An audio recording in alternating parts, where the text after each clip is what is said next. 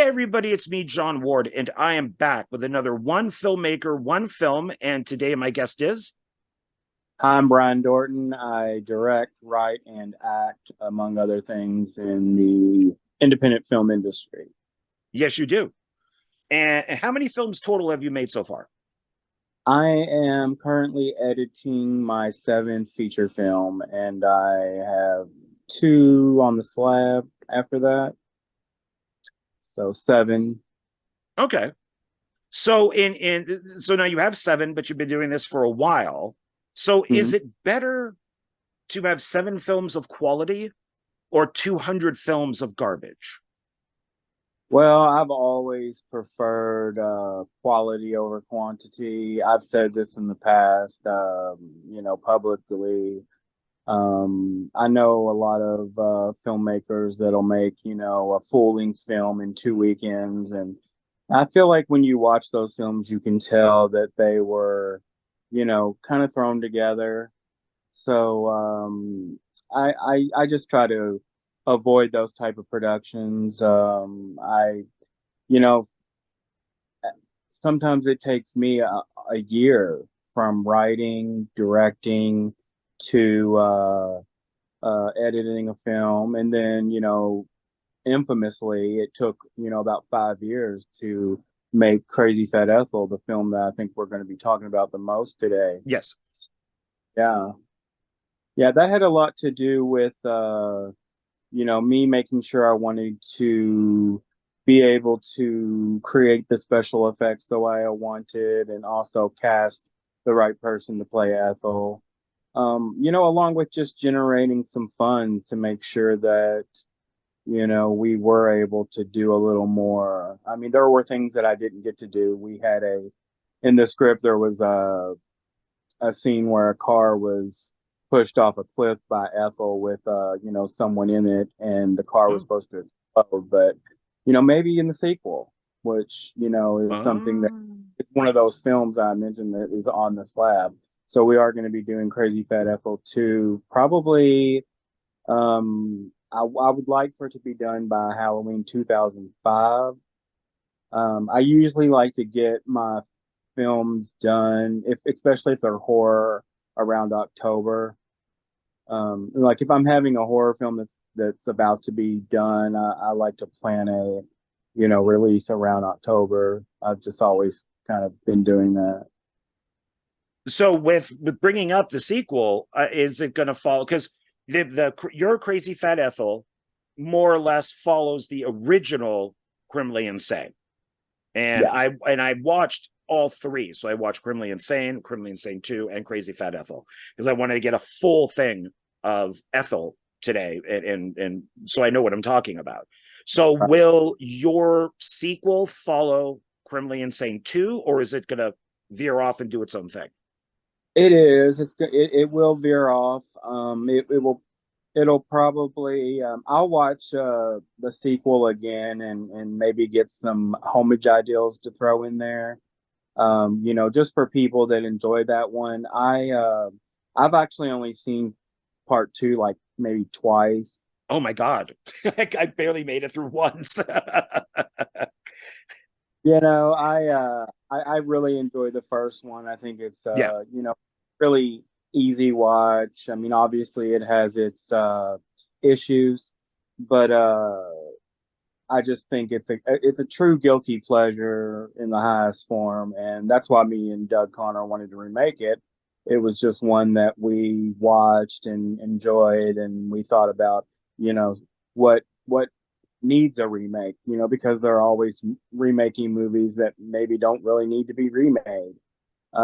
So we were thinking, well, what might be able to work now and maybe possibly even be improved on in some ways.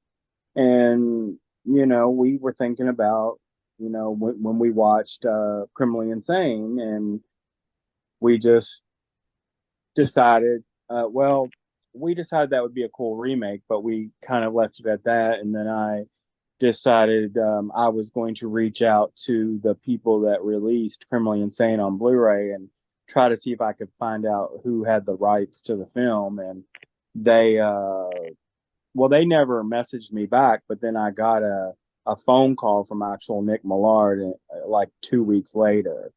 And I was actually the phone actually woke me up from a nap, and it was, you know, a number that I didn't recognize, which, you know, usually I'll just be like, oh, you know, and go back to sleep.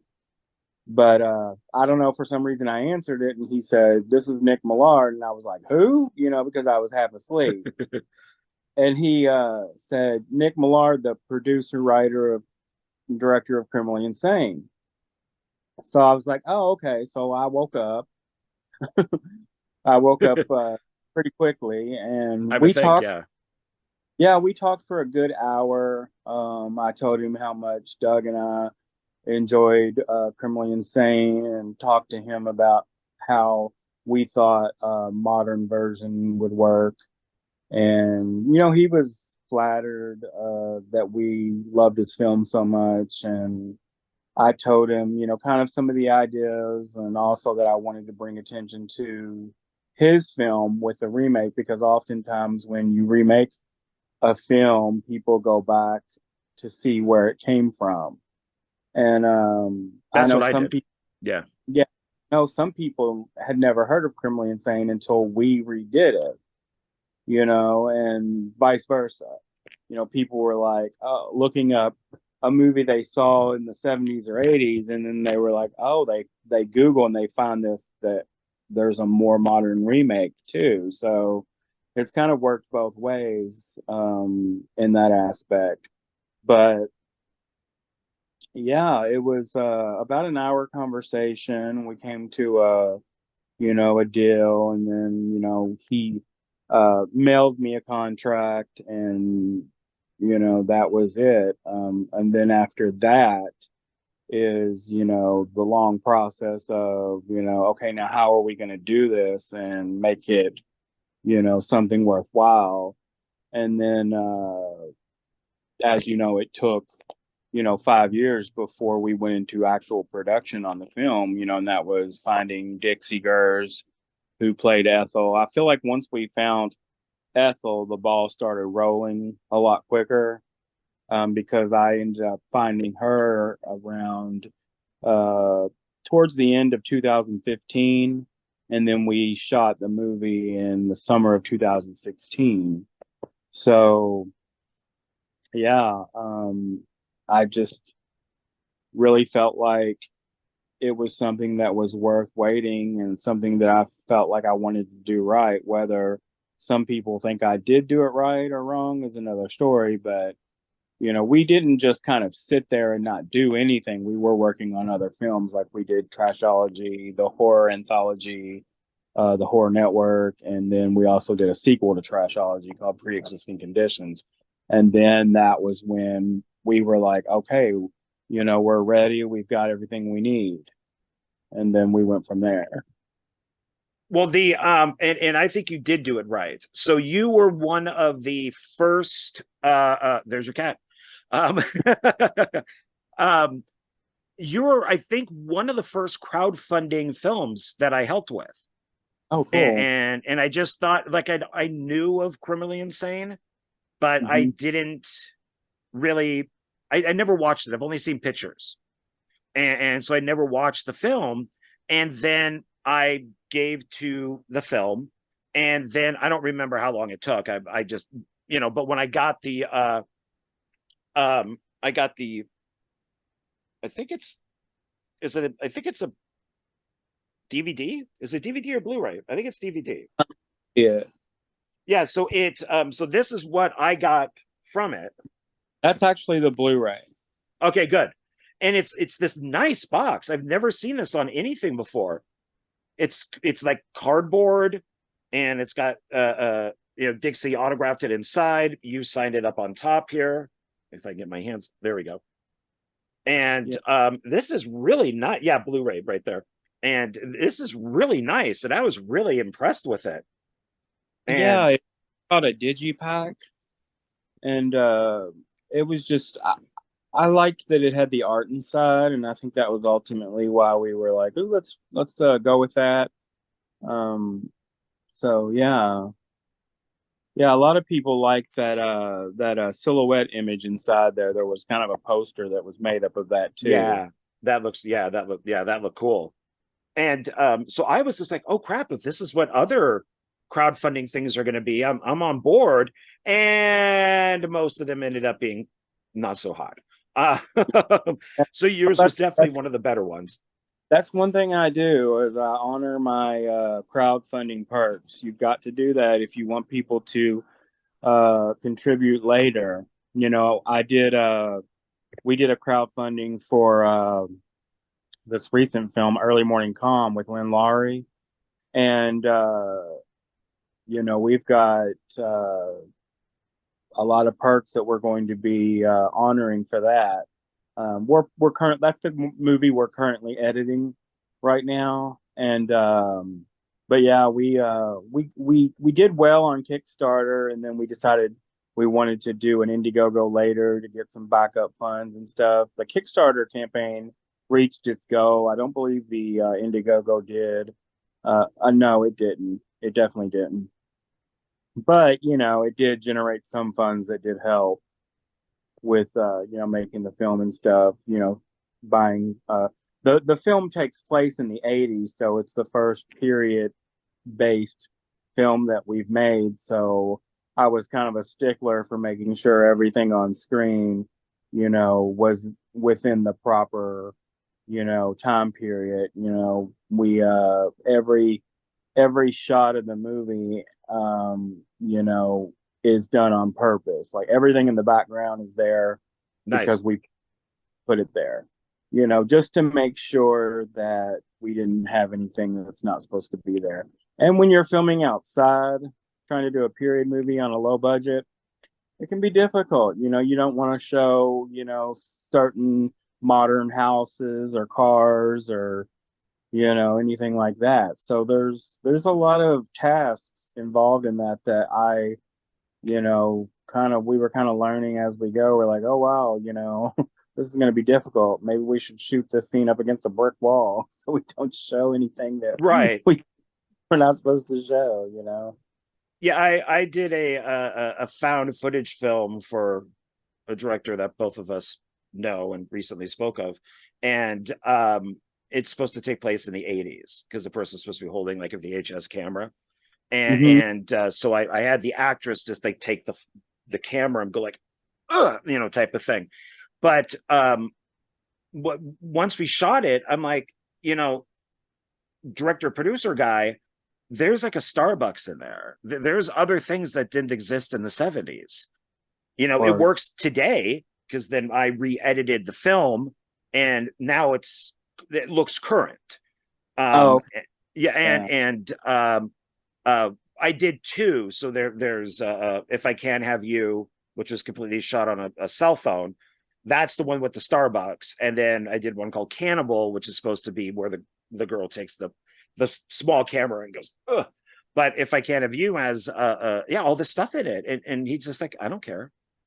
Okay, I'll just leave it. You know, okay. I'm not the, gonna the worry person about who that time. the producer didn't seem to care.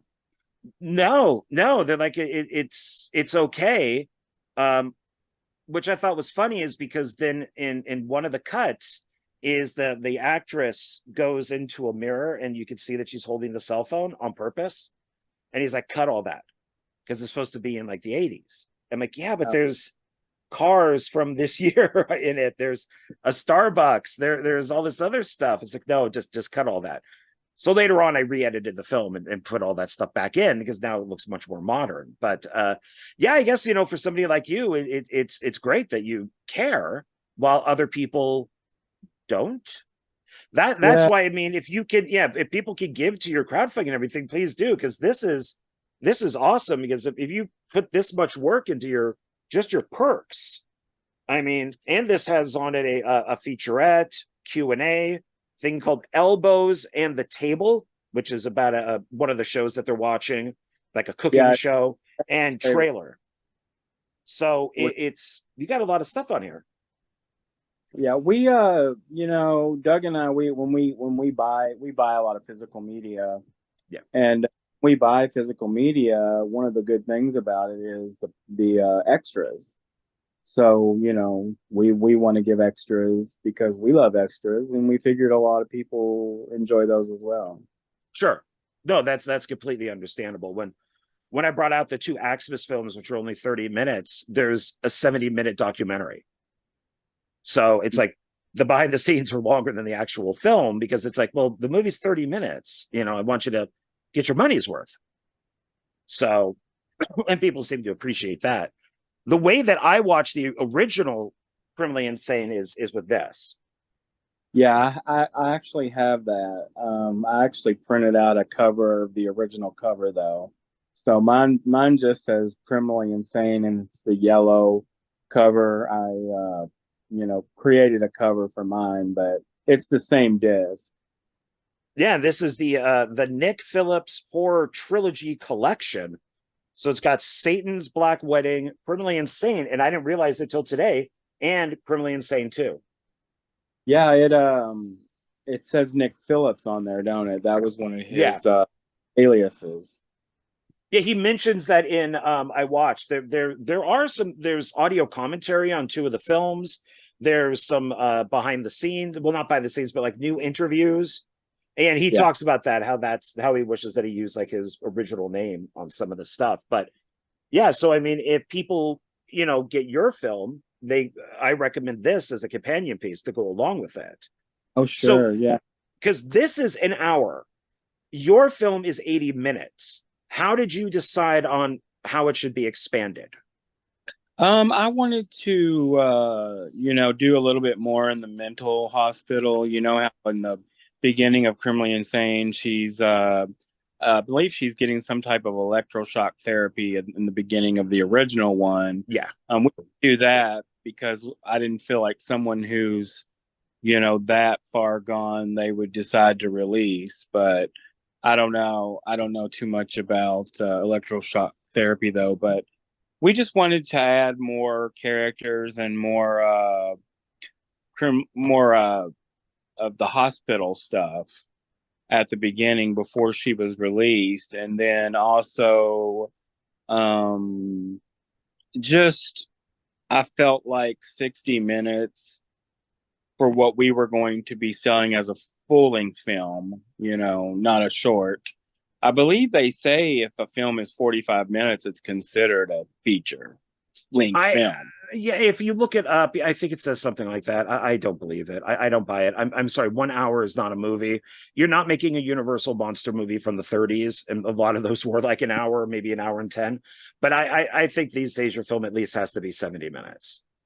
Yeah, so Otherwise it's an extended short. right. I wanted to make sure that it was a full length film.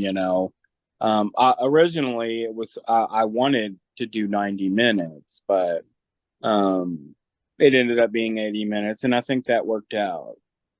So. It did. It's a good length. I normally, with a lot of videos, when I show the stuff that I purchase, I'll look at the back and I'll be like, oh Christ, this thing's 100 minutes. I'd be like, okay, put that down.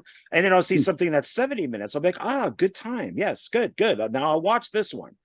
Because it's just, there's too much to do in the day to sit down and watch a film that's like 100 minutes, 120. I mean, it's like, this is too long. Or like Gone with the Wind or something, 4 hours. You Yeah, gotta Lawrence of Arabia or something like that. It's like, okay, if it needs to be, I guess, but no independent movie needs to be, I think, really 2 hours. Yeah. And so, I kind of felt that way about Terrifier too. I thought that was too long. That I thought was perfect. I'm going against what I just said. I love Terrifier too. I thought it was better than the first one.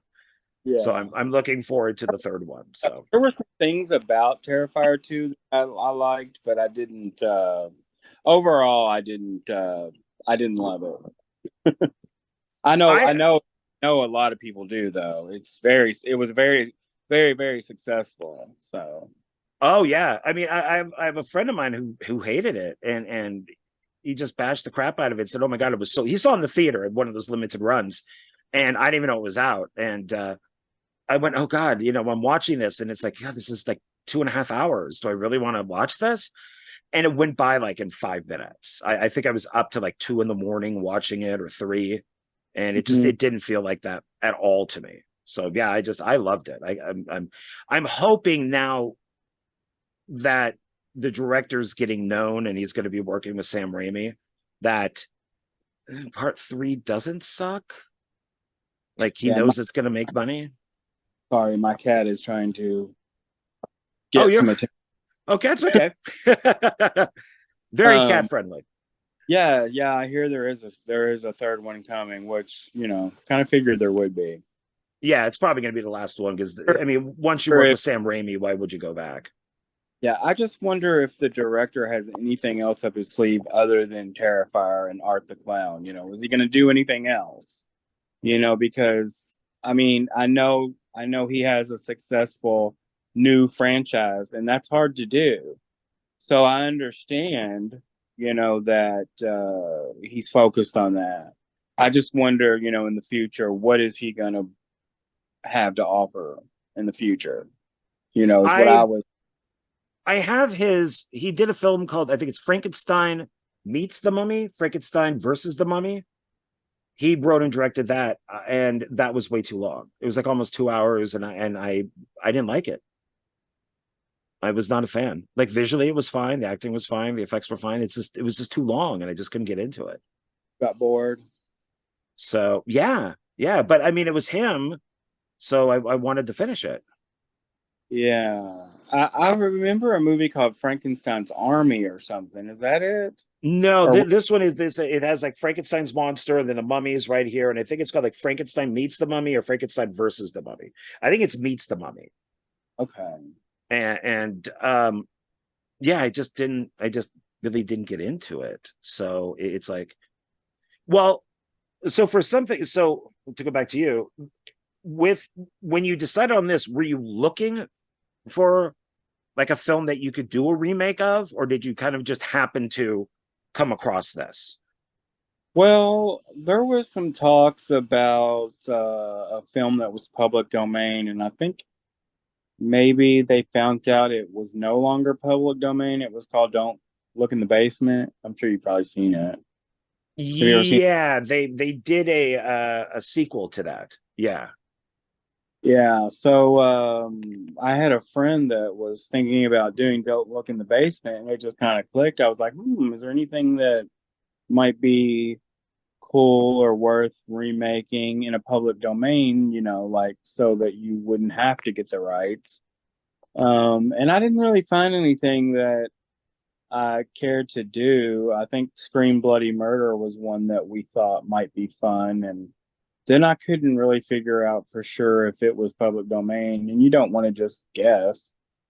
Sometimes the information is right there, and sometimes you can't really figure it out. But I was like, well, if I wanted to remake, something, and then we thought of Criminally Insane, what are the proper steps? And that's when like I said, I got in touch with the last distributor of Criminally Insane, who connected me with Nick Millard.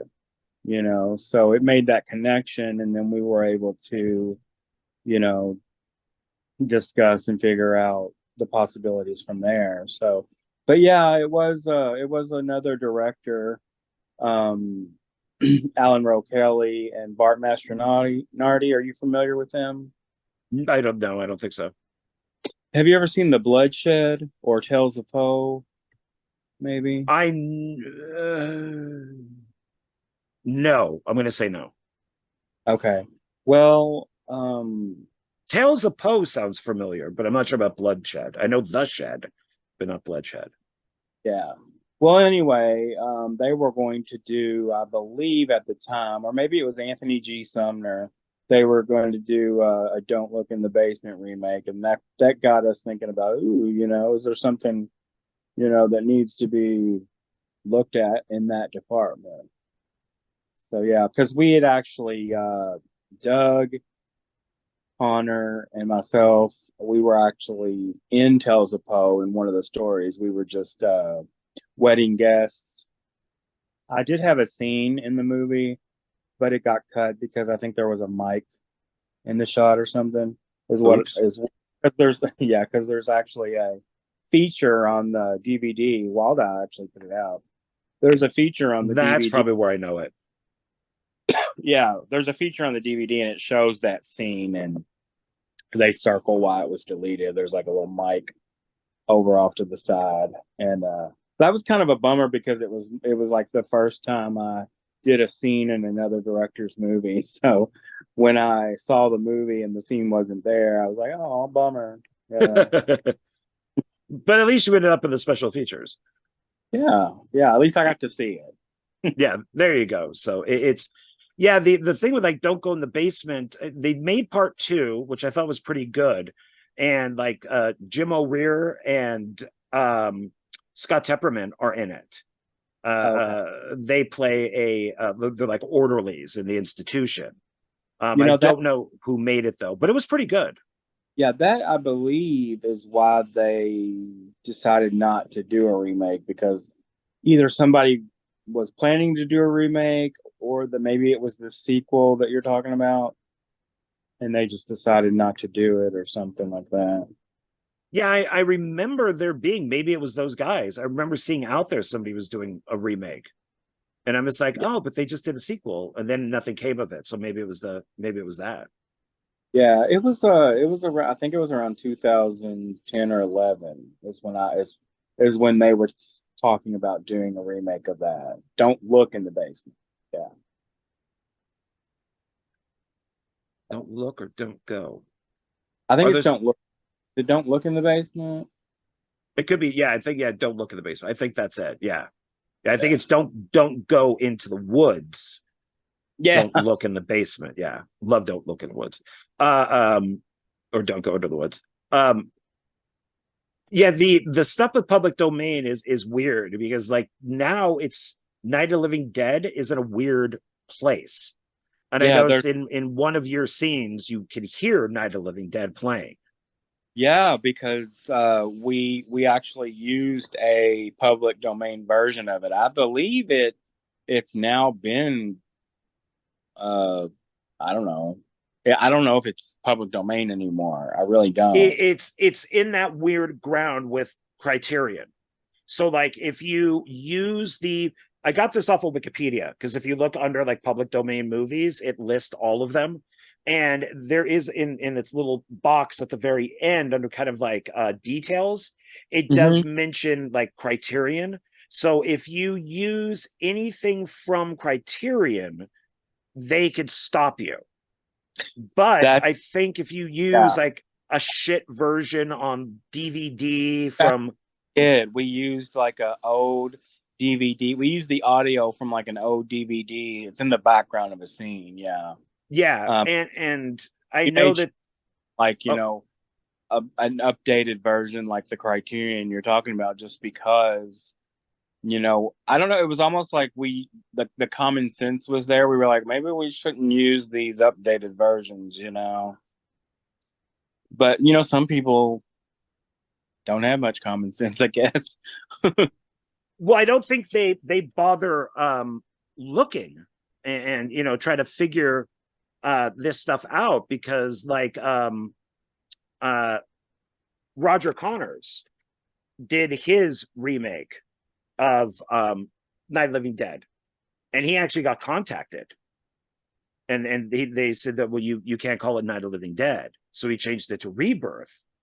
And Yeah. then I was in a remake of Night of the Living Dead, and I contacted the director and said you may want to look into this because I know a guy and he just had to change the title. His film is so different that I mean, you could call it just Zombie Attack or something, and but it's like he plays Barbara, the character of Barbara, so they changed enough of it. But with this other guy, I'm like, dude, you better check, and so I guess he checked it. He did. He changed the title of it. Hmm. So I think that's Night of the Living Dead now is one of those weird areas Yeah.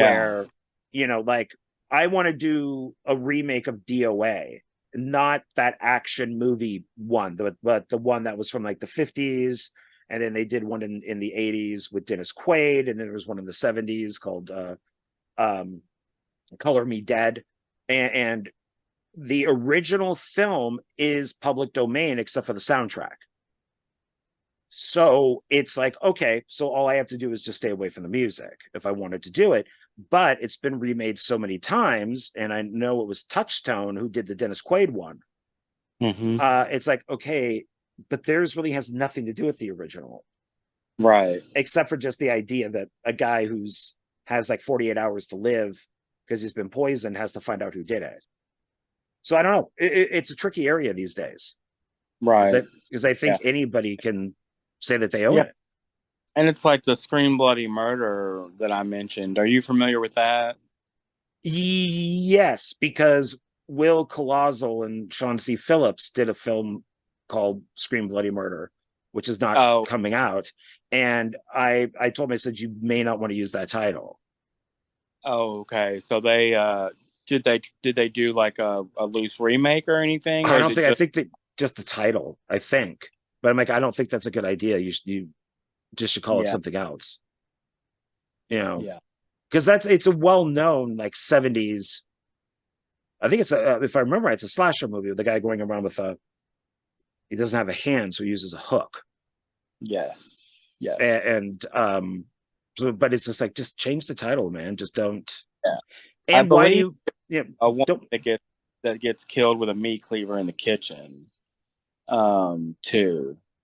When he first goes to the house, there's a cook or something in the kitchen, and she gets killed with a meat cleaver. oh That's the okay. scene.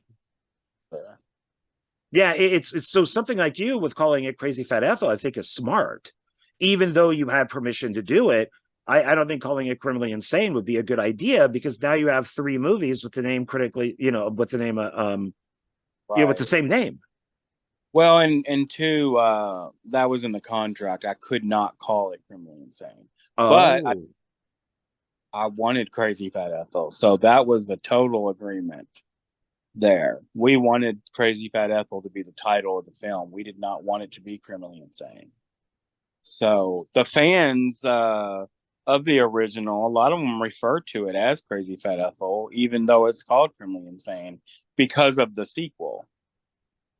Yeah, because on the back of the box here on this, it does say criminally insane, aka Crazy Fat Ethel.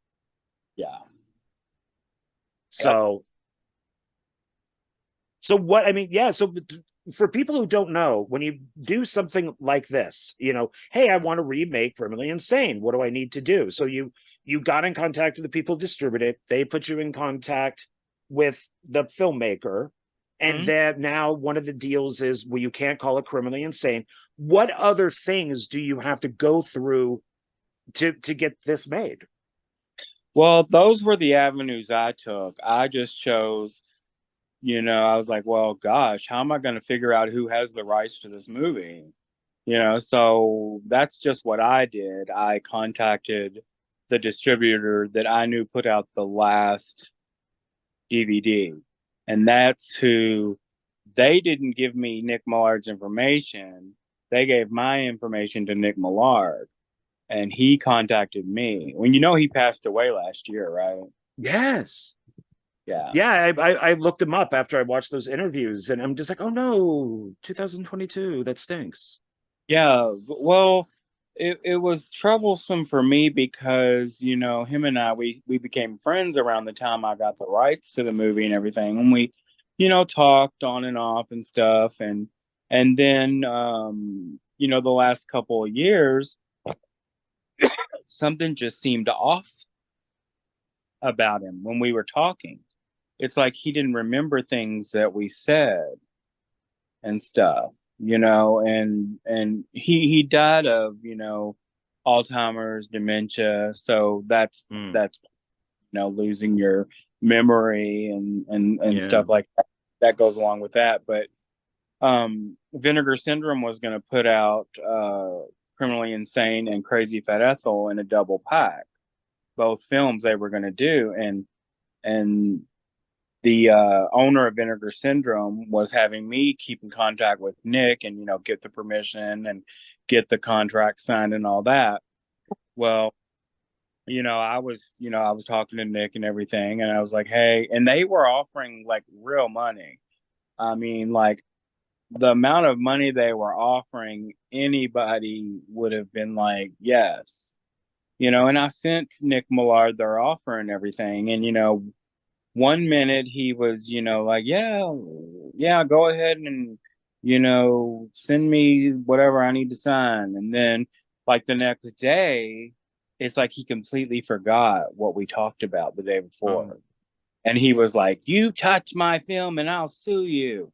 And Oh, I was like, oh, okay. I was like, Nick, yesterday you told me to get this stuff for you, and he was, but something was really wrong. He didn't remember the conversation at all. And I was just like, okay. But at the time I had no idea. I was just like, what is his problem? What is going on here? Why is he being right. so, because to me, it was like, why is he being so mean? You know?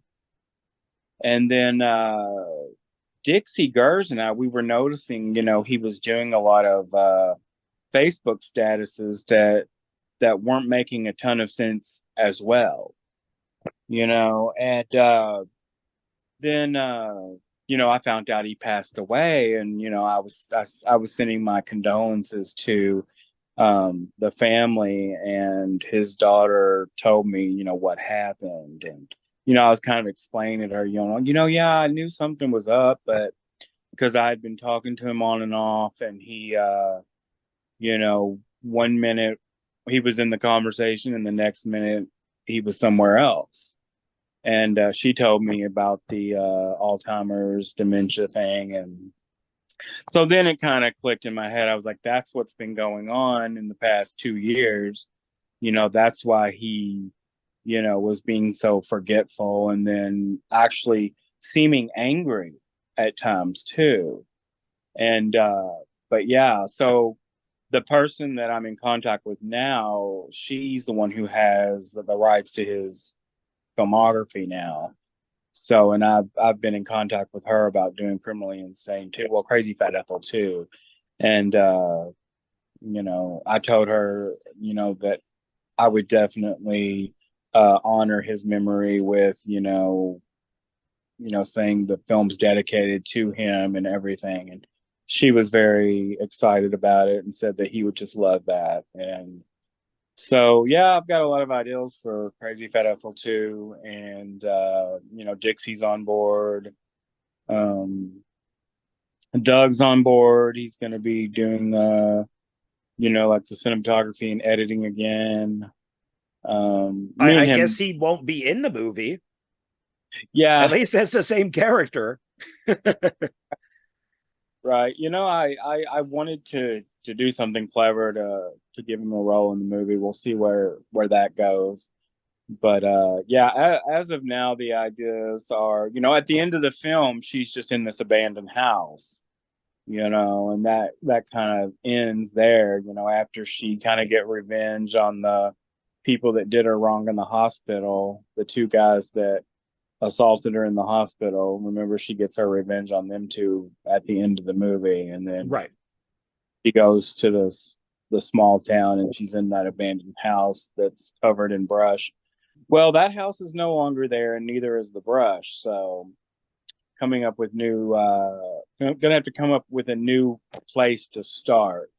So, I think we're probably going to jump the like 5 or I mean, it may jump 10 years, because if it's coming out around 2025, that's going to be 10 years since we made Crazy Fat Ethel, and I know the Blu-ray didn't come out to 2018. There was a lot of processes, involved in all that. But yeah, so I do have ideas for the sequel and everything, and you know, just getting it all down and everything. I've only begun the screenplay and everything. So, and I'm also doing a gay themed drama with kind of an ensemble of LGBTQ characters that I'm going to be doing. So those are the two films that I'm doing after we well, I'm working on them, but while also editing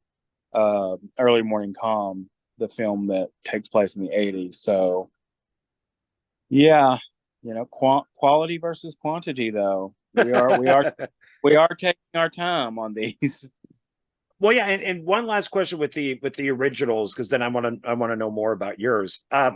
What happened between, or did he ever tell you, like the first Criminally Insane? I love that it takes place in San Francisco because I'm from the Bay Area, and someone's like, oh shit, that's San Francisco, is a is a movie.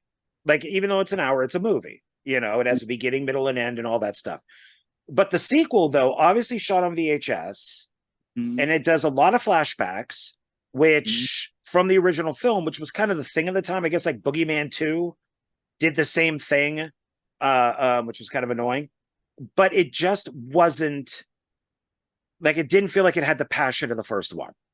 Did he ever Yeah, talk to you about what happened in the sequel? we really never talked much about the sequel, but I think the whole deal is the first film had a $30,000 budget, and then which I believe they bought that house, you know, with that $30,000 budget and Oh, still wow. had no money to make the movie, because 1973 is when the movie was filmed. So you got to think, I mean, $30,000 is a lot of money Sure. in 1973. You can't buy a nice house in today for anywhere near that. Right. So, but yeah, and then so they had the house, which they didn't have in the sequel. You only see it in the stock footage from the first movie. Right. Yeah. So, yeah, they just had a better location with the first movie. They shot it on film. I think the idea was kind of fun and original, with the first movie. And I don't know, it was just the shot on Shidio. Just I don't think it don't work sometimes. Sometimes it does. There's a good movie called, I think, Sledgehammer, that was shot on video that I thought was pretty Yes. good. Yeah, I own that. Yeah. And then, but yeah, I think it all boils down to Priscilla Alden, Nick Millard. They were both younger. They had the nice location. They shot it on film. It was just altogether a nicer package, when they did it in 73 versus when they filmed the shot on video, I think was 1986 is when they did that. Looks So like it. Yeah. yeah. So I think it has a lot to do with that. And obviously when half the movie is stock footage from the first movie, you're dealing with a much inferior product. Because if half your movie is stock footage or flashbacks or dreams of that are footage from the first movie, then it's just not going to be up to par. So Yeah, for a while they were doing like Frightmare did that with the Frightmare 2, and like half of it was footage from the first film. So for in the 80s, that's what they were doing. And then there was Silent Night, Deadly Night Part 2, which now I guess everybody loves. I love it. I hated it when I first saw it because I'm like, what the hell? But now once you know the history of why it's that way, yeah, it all makes sense. And now I actually like it better than the first one. But yeah, it just seemed like, ooh, there's like no real passion in this. Like, maybe it was like, yeah, we'll give you a few $100s to make it, and then just shoot it on the that was weekends.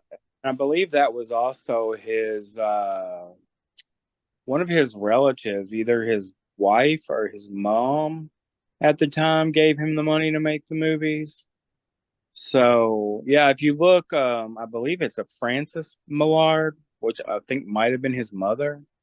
I don't know. Maybe it was his wife. I'm not really sure. I never really asked him about it, but yeah, I know he got his money from a wife or mother, one of the two. Okay, all right.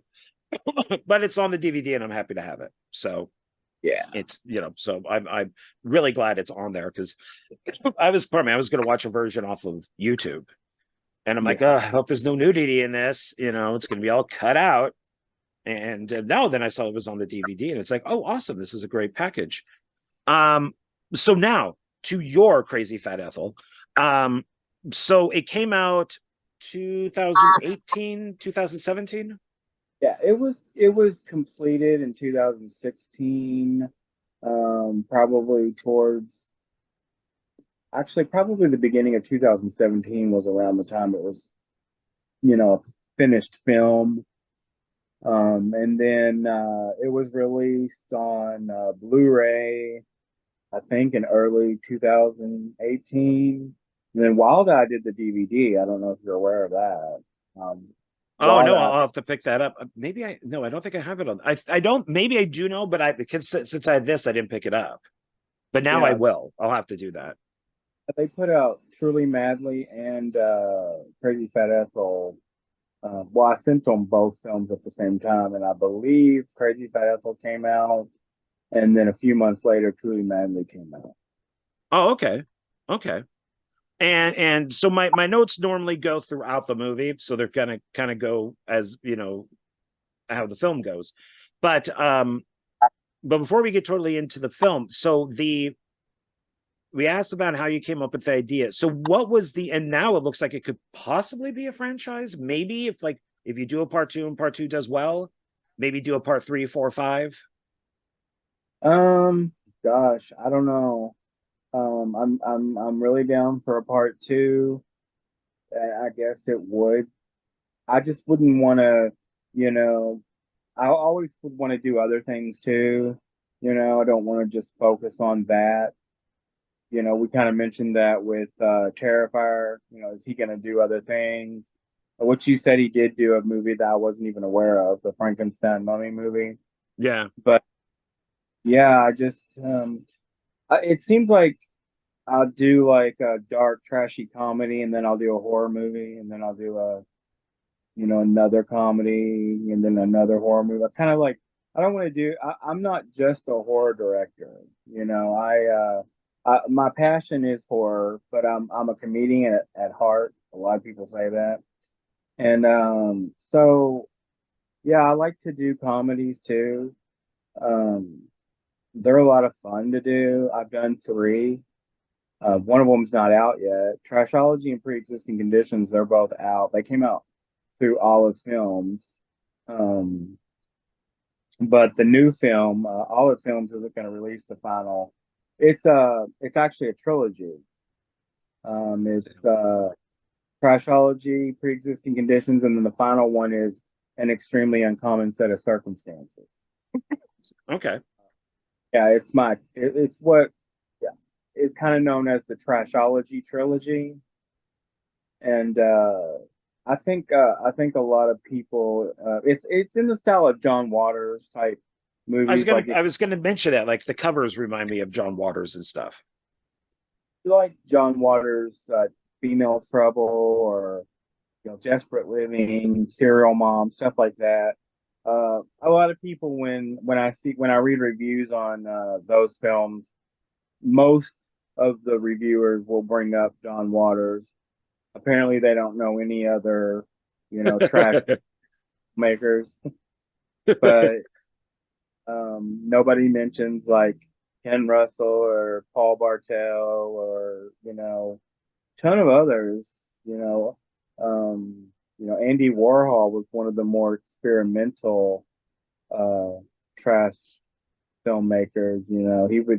He did that one film which I think was it like a 72-hour film where a camera was just on the Empire State Building for 72 hours. Yeah, it was. Yeah, even if it I'll was an hour, I wouldn't watch it. But yeah, watch it, but I mean, I don't know anybody that's gonna watch it for that long. I mean, so in no. fact, anything happens. Yeah, I mean, unless King Kong gets on it, I'm not gonna. No, I'm just no, I'm just not going to. So it's but I mean, if you did it as a franchise, you wouldn't have to do it yourself. You could just, you could hire a writer, hire a director, and then have them just kind of do like what all these other franchises do and just bring in different directors and writers and stuff. Different crazy fat Ethels too. Different women can play. Oh, sure. You know, I mean, I'm open to all kinds of stuff. You know, it's just I did have a bad experience one time. This was back when we were making short films.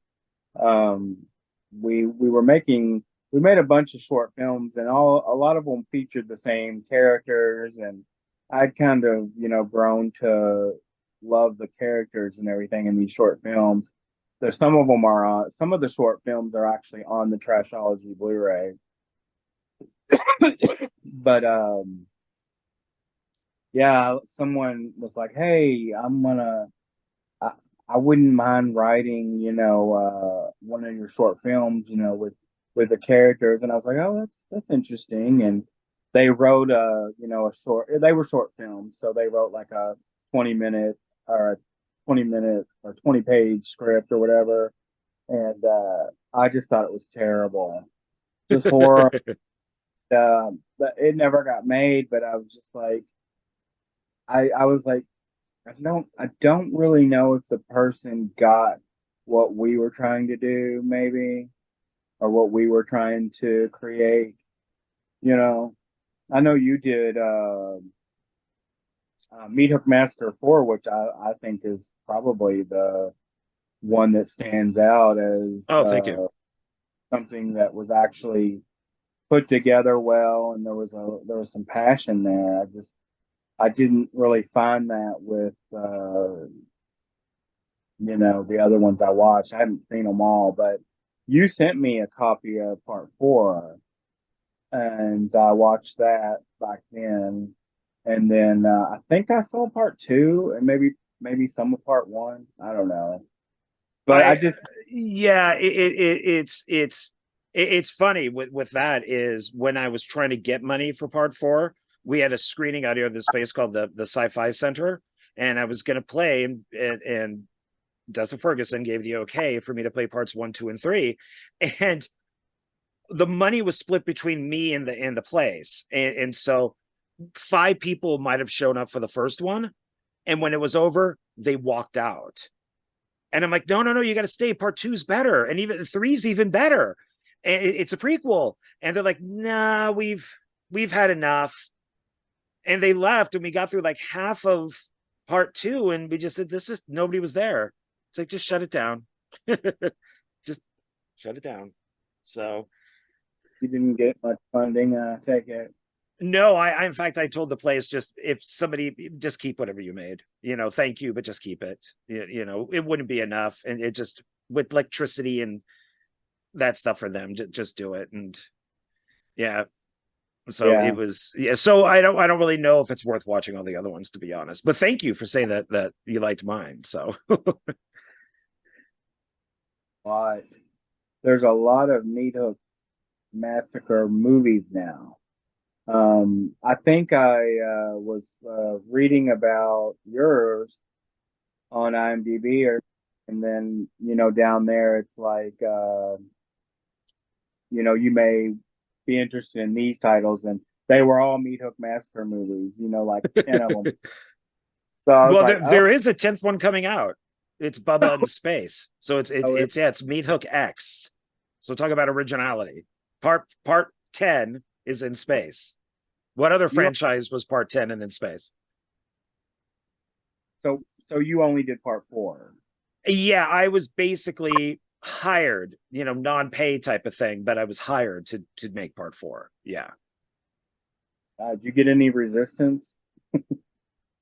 No, because of AXEMAS, people are like, oh, this is going to be the best one.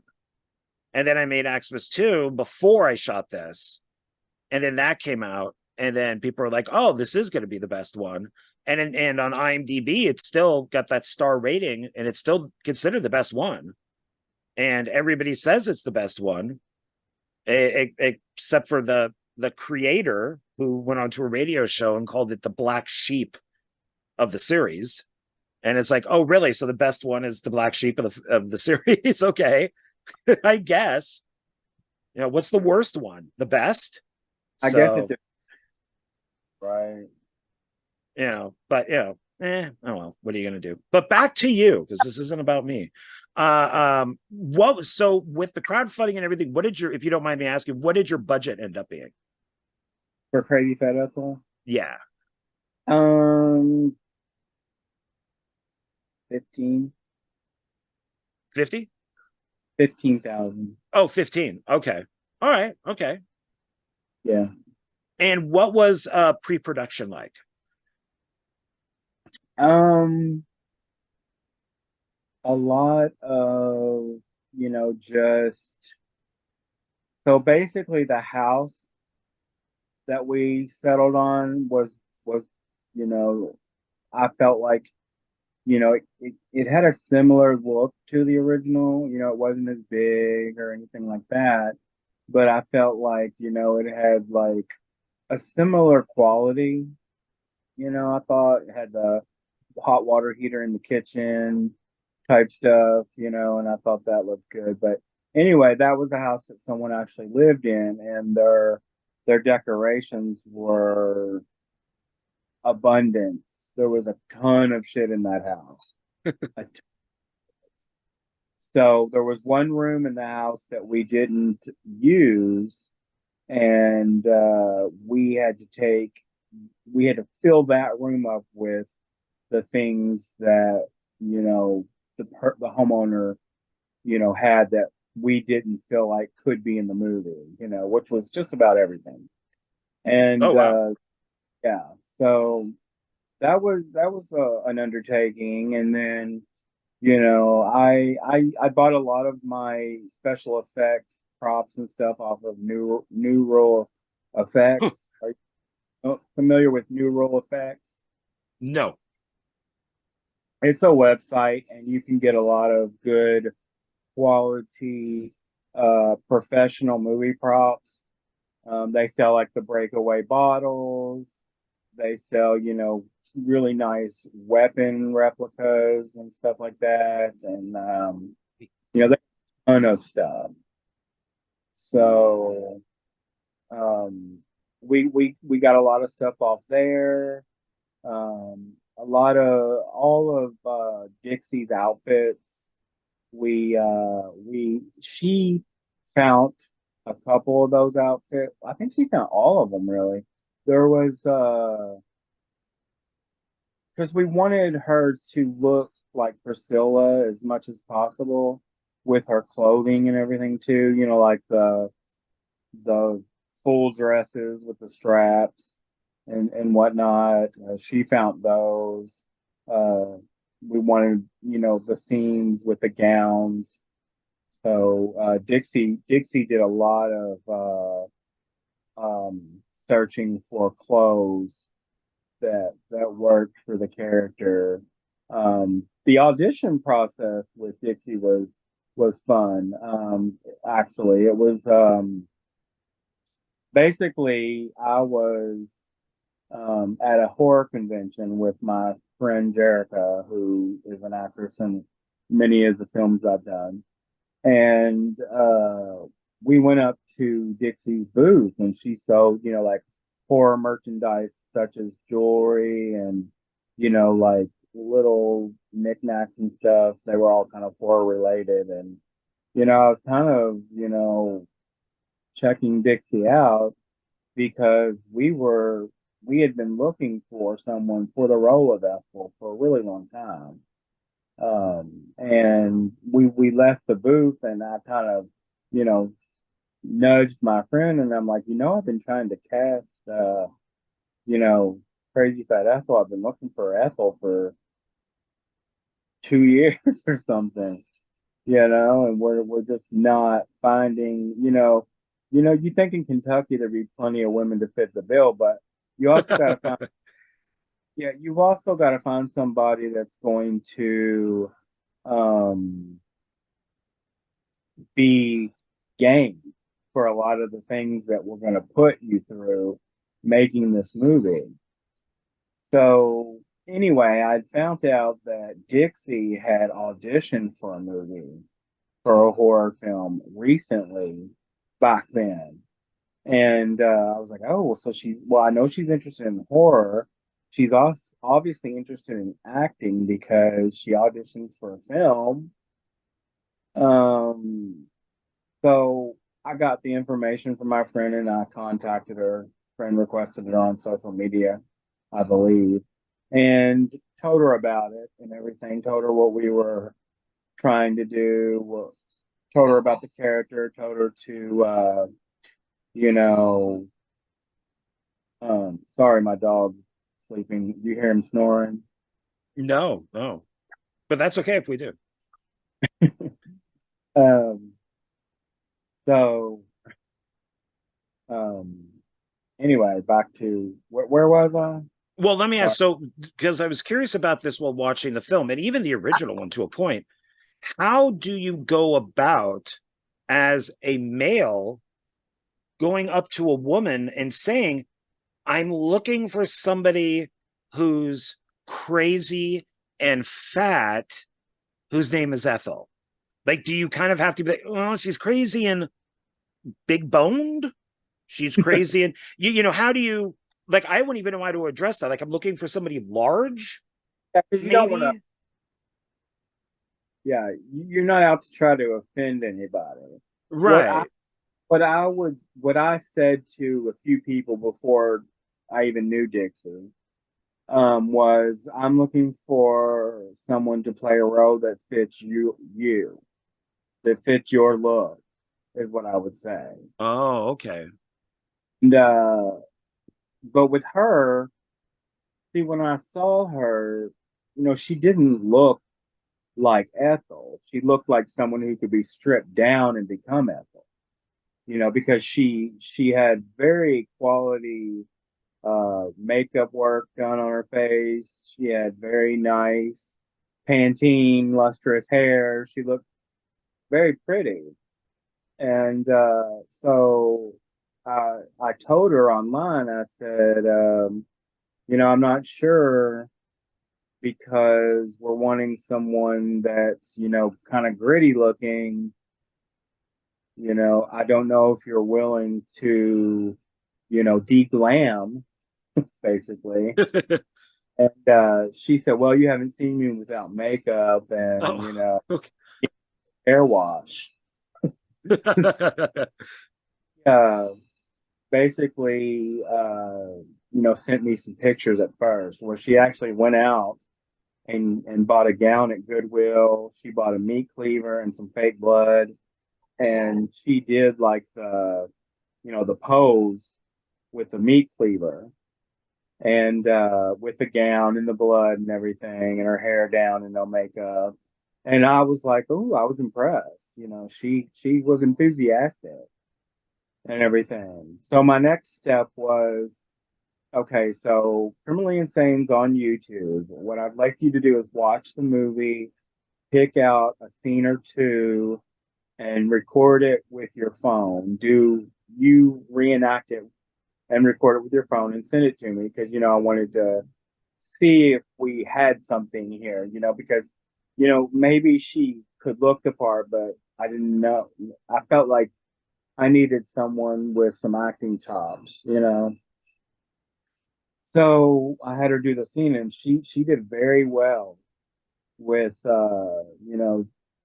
she sent me two scenes, and I don't know what happened to those. I really don't. I wish I still had them. Oh.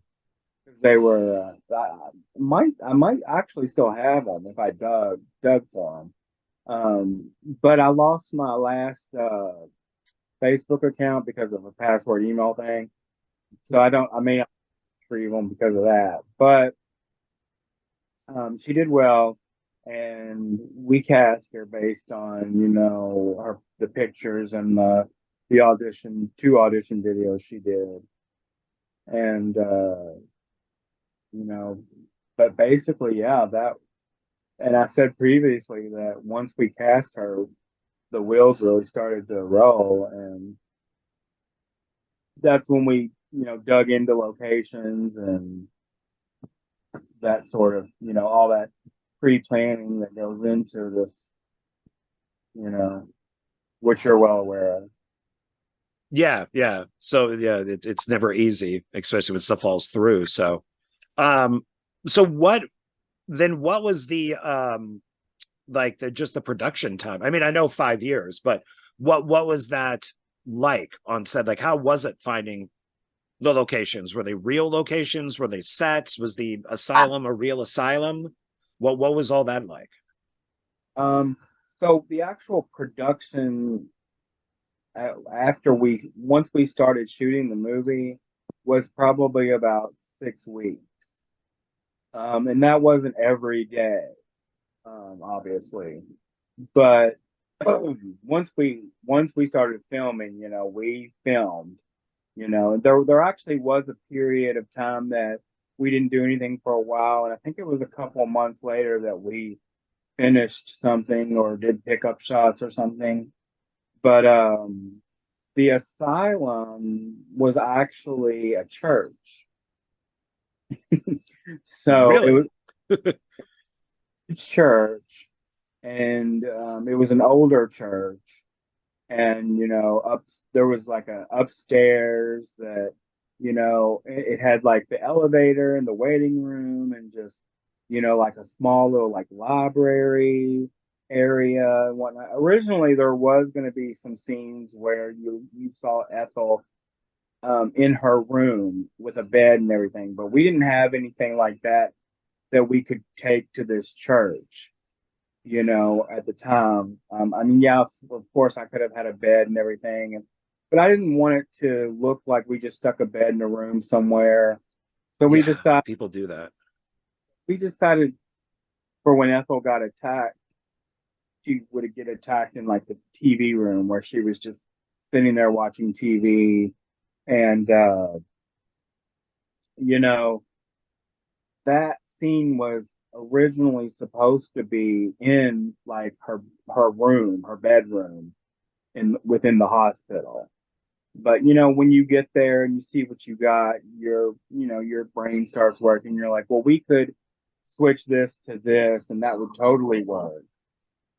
So that's what we did there. But so yeah, the hospital was a church that had a cafeteria and a library and an elevator, and It looked so great. yeah, it all worked out. I mean, obviously there were certain things we didn't want to show. But yeah, I thought and you actually shot there. I thought you actually shot at some sort of hospital. yeah, we were making sure the shots were just so that everything worked for the illusion. And then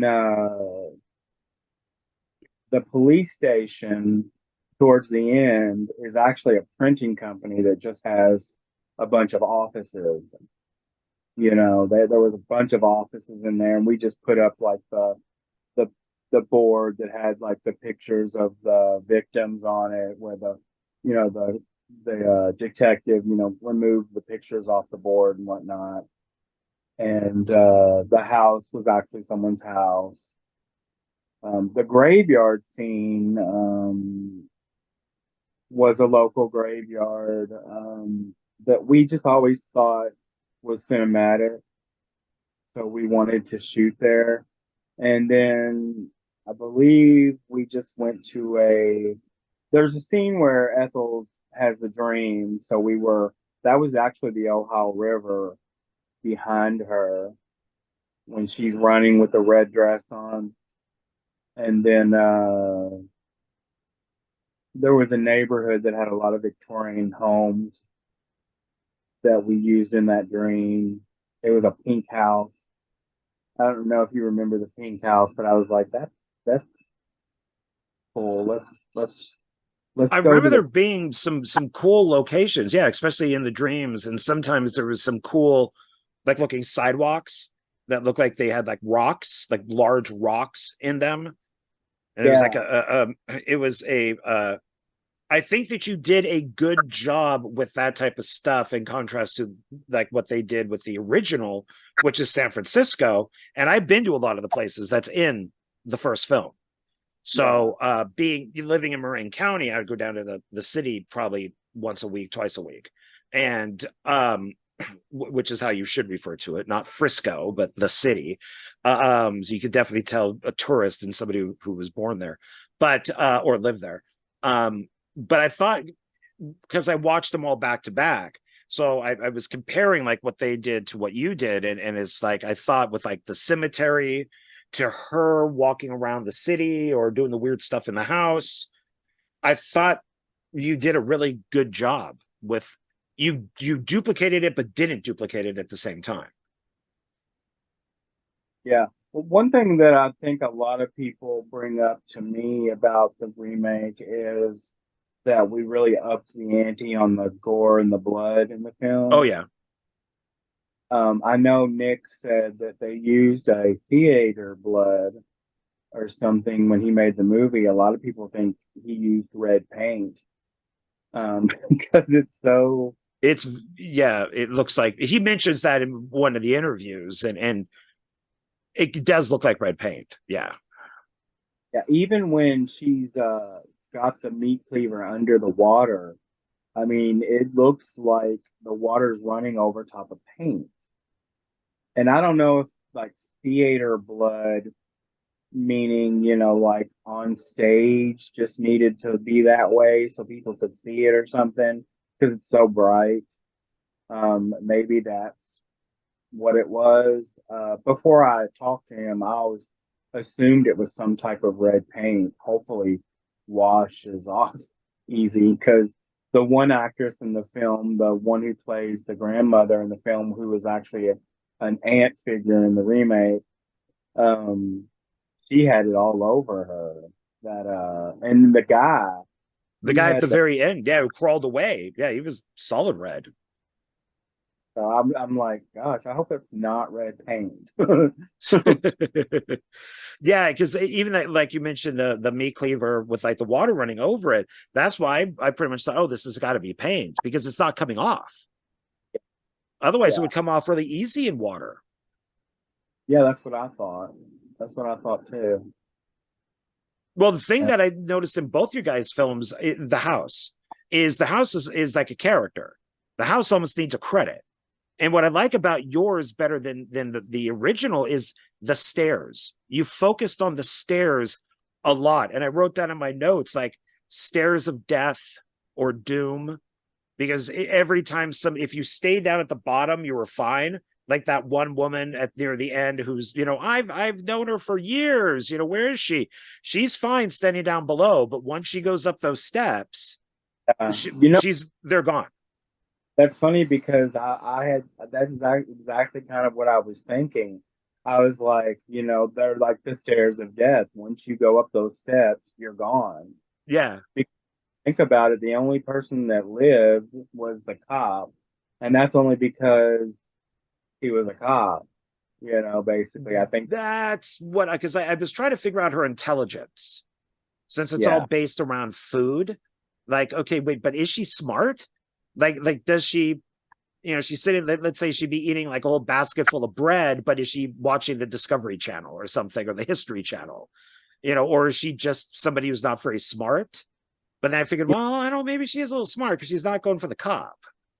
yeah, yeah. Some people have said that they feel like Ethel was a little more intelligent in this because if you think in the original film when the two characters are snorting the cocaine, she's like, "What is that?" And then in the remake, she asks what that is, and then when the character lies to her, she basically says, she's not stupid. She knows what that is. You Yeah, know, I think if I was sitting there and somebody pulled out something like that, I'd probably be like, oh, what you got there? And oh, okay, I know what you're doing. Okay. Yeah, at first you're like, oh, what you got? but in So the original, it's like it's almost like they believe she like Ethel believes that they're sinus medication. You know, it kind of is if you've ever done it. Yes, it does clear the nostrils, that's for sure. Yeah, it's I really liked what you did with the remake. I think it's one of those few that's well directed, well edited. Like I went back to look to see how you guys did the meat cleaver and the head. I'm just like, let me scan back and forth. Let me see how they did this here. Um, because we did an axe throw that was similar to that in AXEMAS 2, and I know how we did it. I'm like, okay, maybe they did it the same way. I did find your Ethel to be meaner than the one in the original, because the other one actually said thank you and please. You know, yours The was just mean. meat cleaver toss, it's just a camera trick, basically. Did you all do, is that the way you all did it? Yeah, we had there were two hallways and there's a security guard down one and Drew Marvick was down the other. So we just shot Drew just doing this with the axe and it goes out of camera frame. And then the well, no, I'm sorry, as he swings it, the camera goes like that. So it Yeah. kind of follows it.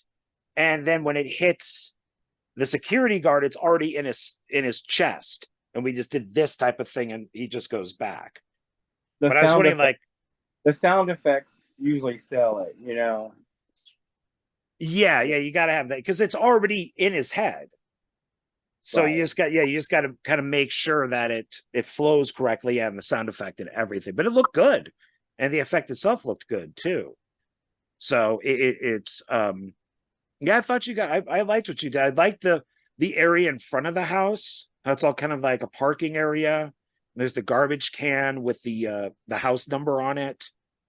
And stuff like that I thought added to it. There was this kind of like little gross area where like maybe cars would go, and Hmm. it just added to it. I was curious about the house because I'm just like, God, this person has like there's like no art up on the walls. There's nothing except for the bacon picture. Yeah. Um, There is one picture, and I don't know how many people pick up on this, but in the original Criminally Insane, there's what we refer to it as a lady painting, and it's kind of a close-up picture of a woman. It looks very antique, but we yeah, put that in the remake as well for those people that like their little Easter eggs. Um, that actual painting or like a copy of it. it's a copy. Yeah. How did you get? Did you like redo it, or was that like a copy off of like did the director give it to you or anything? No, what we actually did was I paused it because they get a super close up in the original movie.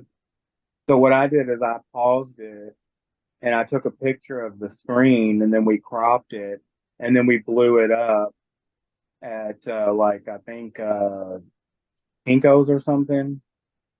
I don't know if y'all have Kinko's where you live. It's a copy store. We Uh, used to. It's now FedEx. oh, FedEx, yeah, that's Yeah, what it is. And then we just got an old frame and put it in there, and it just worked really well. But resolution and everything was fine. if you watch it on the film, it looks good. I still have the picture; it's in my basement.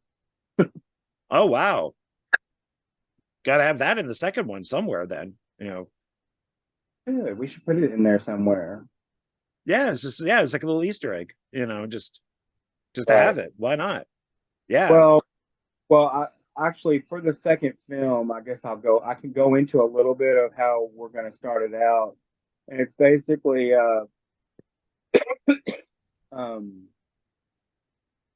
well, as far as it starting out, I mean, it's not going to open with this, but this happens. Ethel's at a diner. She overhears two women talking about an elderly woman that needs a housekeeper, and Ethel investigates that and starts working, for the woman, who probably ends up dying. I won't say, but. But that's kind of where Ethel ends up. She ends up at a new residence as a housekeeper working for an elderly woman, and food would become scarce, you know, because as it should in a Crazy Fat Ethel film, she's got to fight for her food. That's part of it. So, but what I'd like to do is I'd like to have the character of, I believe it's Cynthia in the hospital scene.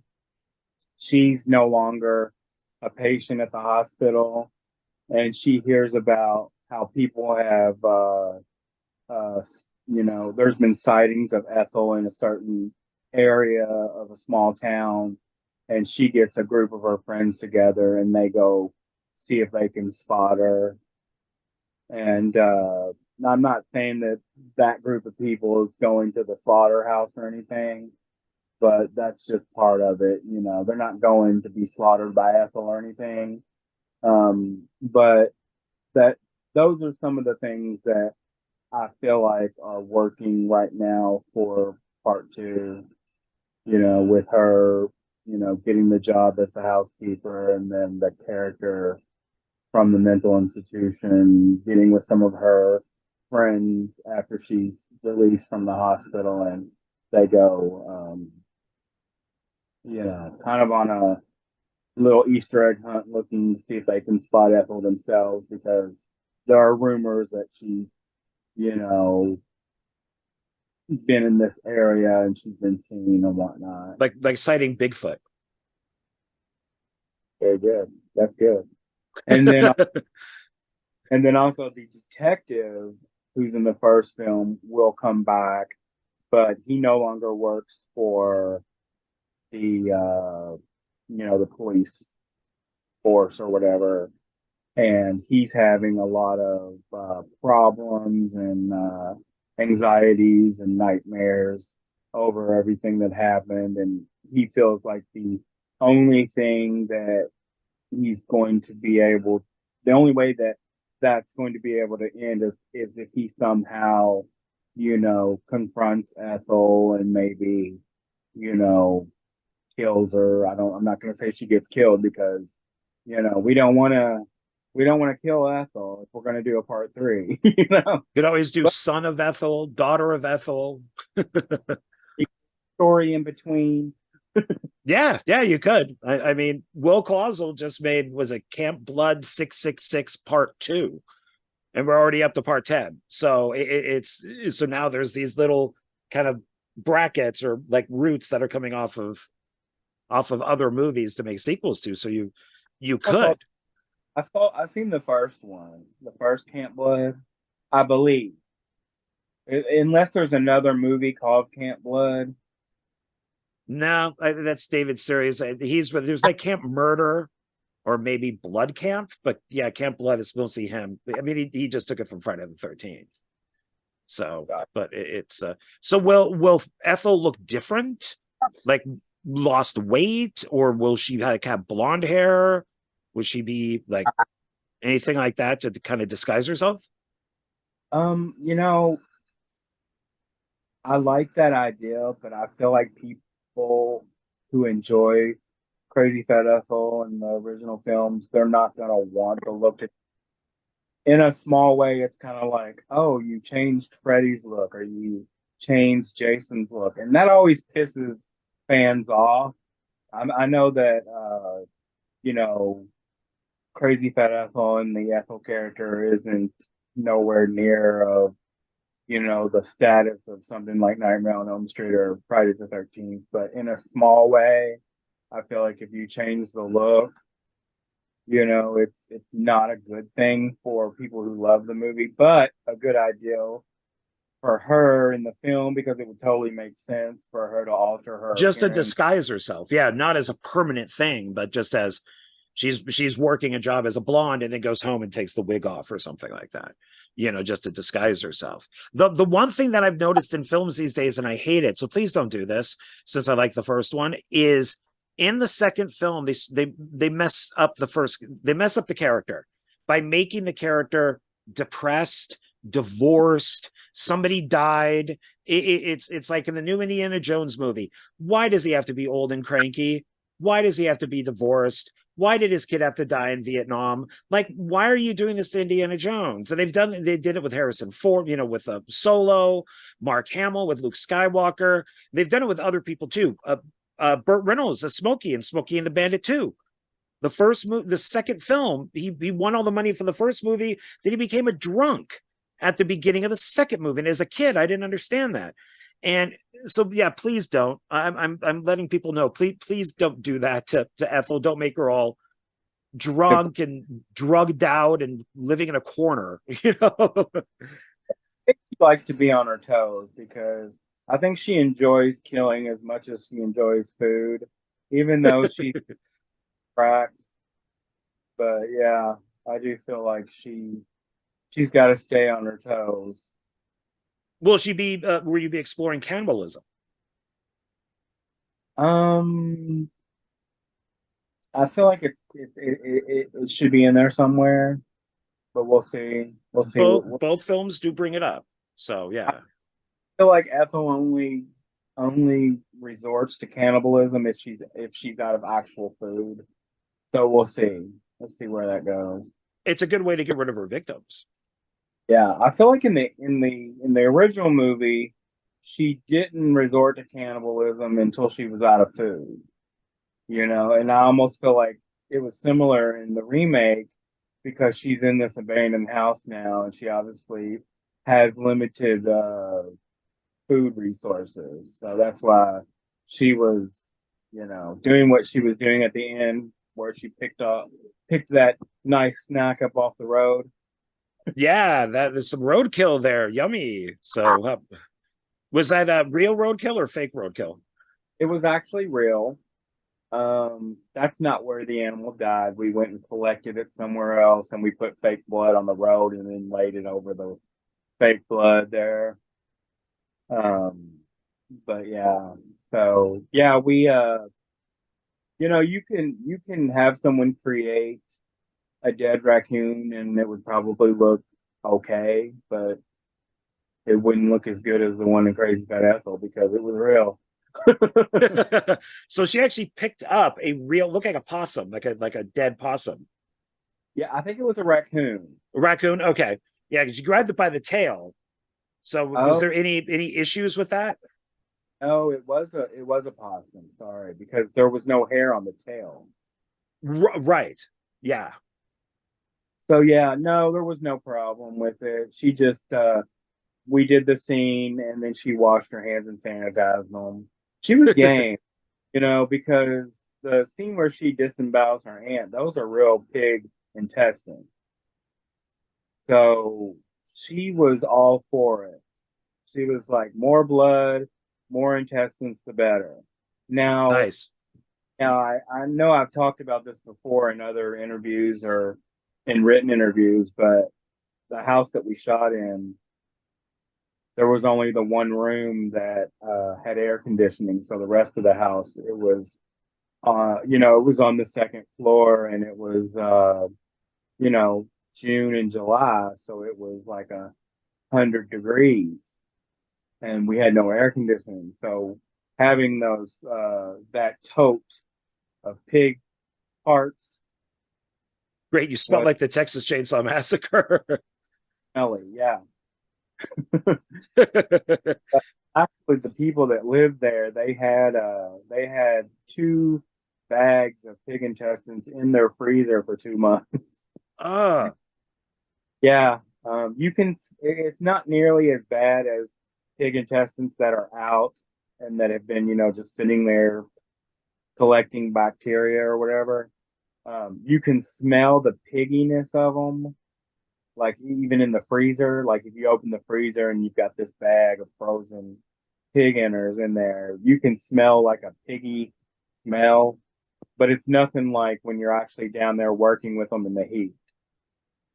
so there was just no AC at all. Like it didn't have to be turned off for sound. They just didn't have it at all. Didn't have any, except in How the do you back. live that way? Well, the back room was the only room. There was one room, a bedroom in the back that had a window unit, and that's where we would go to like cool off. But our first day in the house was an 18-hour day. So we started early and ended very late, and it was all during the day and into the night. And a lot of people were going to their cars for breaks and starting their cars. outside and turning their air on and just sat in their car for like 20 minutes and cooled off because Man. uh, yeah, it was so hot that candles that had not even been lit were melting. Oh, Yeah, geez. I don't know we why not just go on and buy, yeah, one of those ones that sticks in the window. uh, Not you guys, but the owners of the house, not just one room, but put in the living room.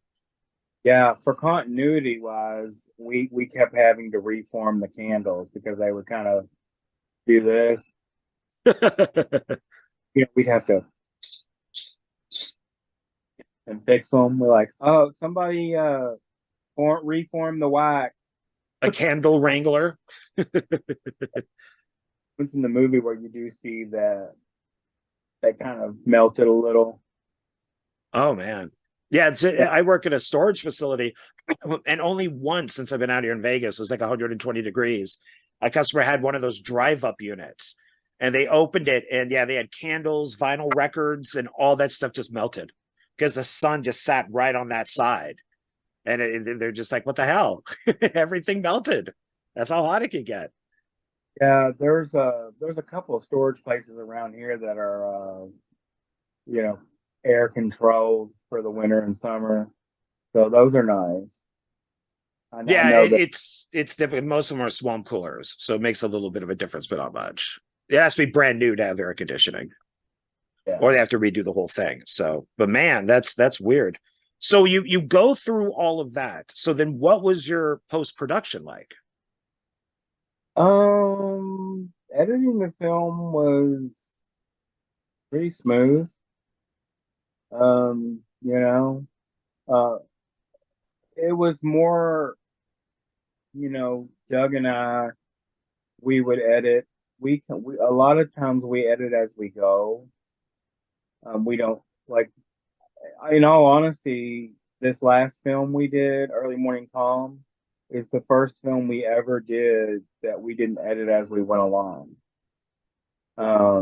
So we'd edit for 3 days, or we would film for 3 days, and then we take like a couple days to edit that footage, and then film 3 more days and edit that footage, and then by the time you are done filming, you've only got so much more to edit, and then going in and doing sound effects and music and you know all that other stuff that you do once you have your first rough cut. But yeah, this is the first movie where we're gonna actually have a full rough cut of the movie without, boom mic, without music, and without sound effects. We're gonna have to go through and do all that. So yeah, I kind of prefer doing it as you go because it's kind of like, oh my God, we've got this huge pile of work to do now with this. But right now we have about the first 30 minutes of this new film. Um, we have a rough cut of that right now. Yeah, So that's I think editing as you go is the best way. I stupidly didn't do that with Me Hook. I just kept filming and just let it sit there, film, let it sit there, film, let it sit there. And then at some point, yeah, Destin was like, dude, what's going on? You haven't even started. And I'm just like, I don't know, aren't you supposed to film the whole movie first and then edit? And no. I mean, short films, that's AXEMAS and all that stuff, they're only 30 minutes, or some other stuff 20. You could just kind of just do it all in a couple days, and at least you got your rough cut. But with this, I didn't know. So yeah, it was like you just said, it was like a giant pile of stuff that yeah, should have been done like 3-4 months ago. So yeah, yeah. it does come in handy when you edit as you go. This you know for some reason. Well, I know why we didn't do it for this film, because this is the first film that we actually shot the whole movie in a month. We only had Lynn Lowry for 7 days. So she's the lead in the film. So we shot 7 days in a row, long days. We had one day that the person who had our classic car, they had an issue or something, and they could not bring us the car. So our plan for that day was kind of shot. You know, our plan for that day was to do all these car scenes.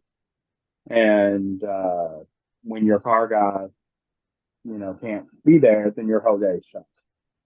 So so we ended up having like that one break in I think that was maybe the third day.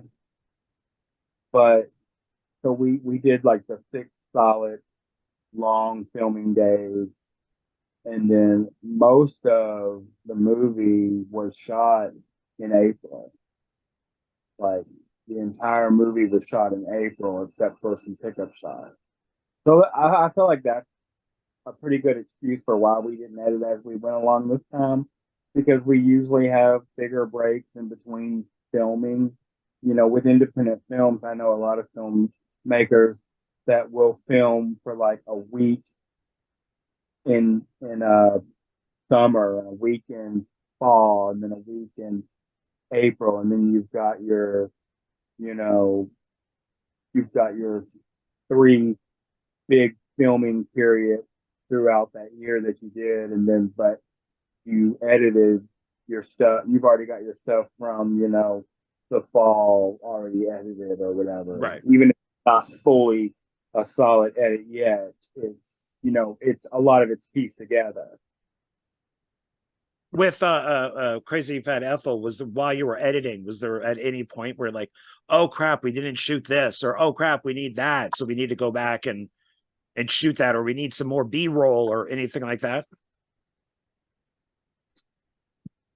Well, the thing on that is we could not get the church again. So if we knew if we missed anything that we wouldn't be able to do it. So we made sure we got everything we needed for the hospital scenes.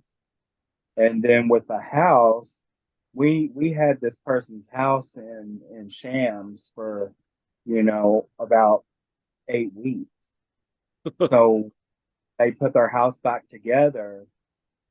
We we were like, you know, we're not going back there to film, you know. So we would be like, let's look at everything. Let's make sure that we're not going to have to go back and get something that we missed, or, you know, let's make sure that we like the takes that we took with this actress, because we're not going to have this spot again, and we want to make sure that we've got enough stuff to work with to where we're going to be able to put together a quality scene without worrying that, oh my God, we're not going to have this location again. You know, so with that particular film, we were very on point with making sure we had what we needed when we were leaving the location for the last time. Just because, you know, you never know if you're going to be able to reshoot something. Right. No, and that's a very good idea, because it's what you told me about the house is, so I guess there's no chances of in like the sequel going back to the house and now like tables are turned over and spider webs are everywhere and blood's on the ground, and you know the detectives looking through there, and it's just going back to the original. There's no way of doing anything like that now. I don't know, because I actually don't know if the person that lived there still lives there. They might, and I know Doug is still in contact with him, so they became friends. Um, Doug became more friends with the people. They didn't like me so much because I was the one that was like, "We got to do this and we got to move that," you know. And he's like the nice one that's like, "I just want to be supportive," you know. Yeah, Uh, that you got to be a hard ass at times with stuff. Yeah, you got to be good cop, bad cop type of thing. yeah, I'm always the bad one because, you know, I'm when Doug and I work together, I'm the team leader on the project. You know, I'm the writer and the director, and I'm usually the one that's trying to get the money together and all that. Doug actually works a full-time job. Film is my full-time job. So um, I think it's a lot on Doug to have to do as much as I do, because that's why I take on a lot of that type of stuff, because film is my full-time job, where Doug has a full-time job. Doug makes very good money, and independent film, we all know you're not making a ton of money. So, I know he's that. not going to give up a very good paying job for, if he's not going to have that security with making films and such.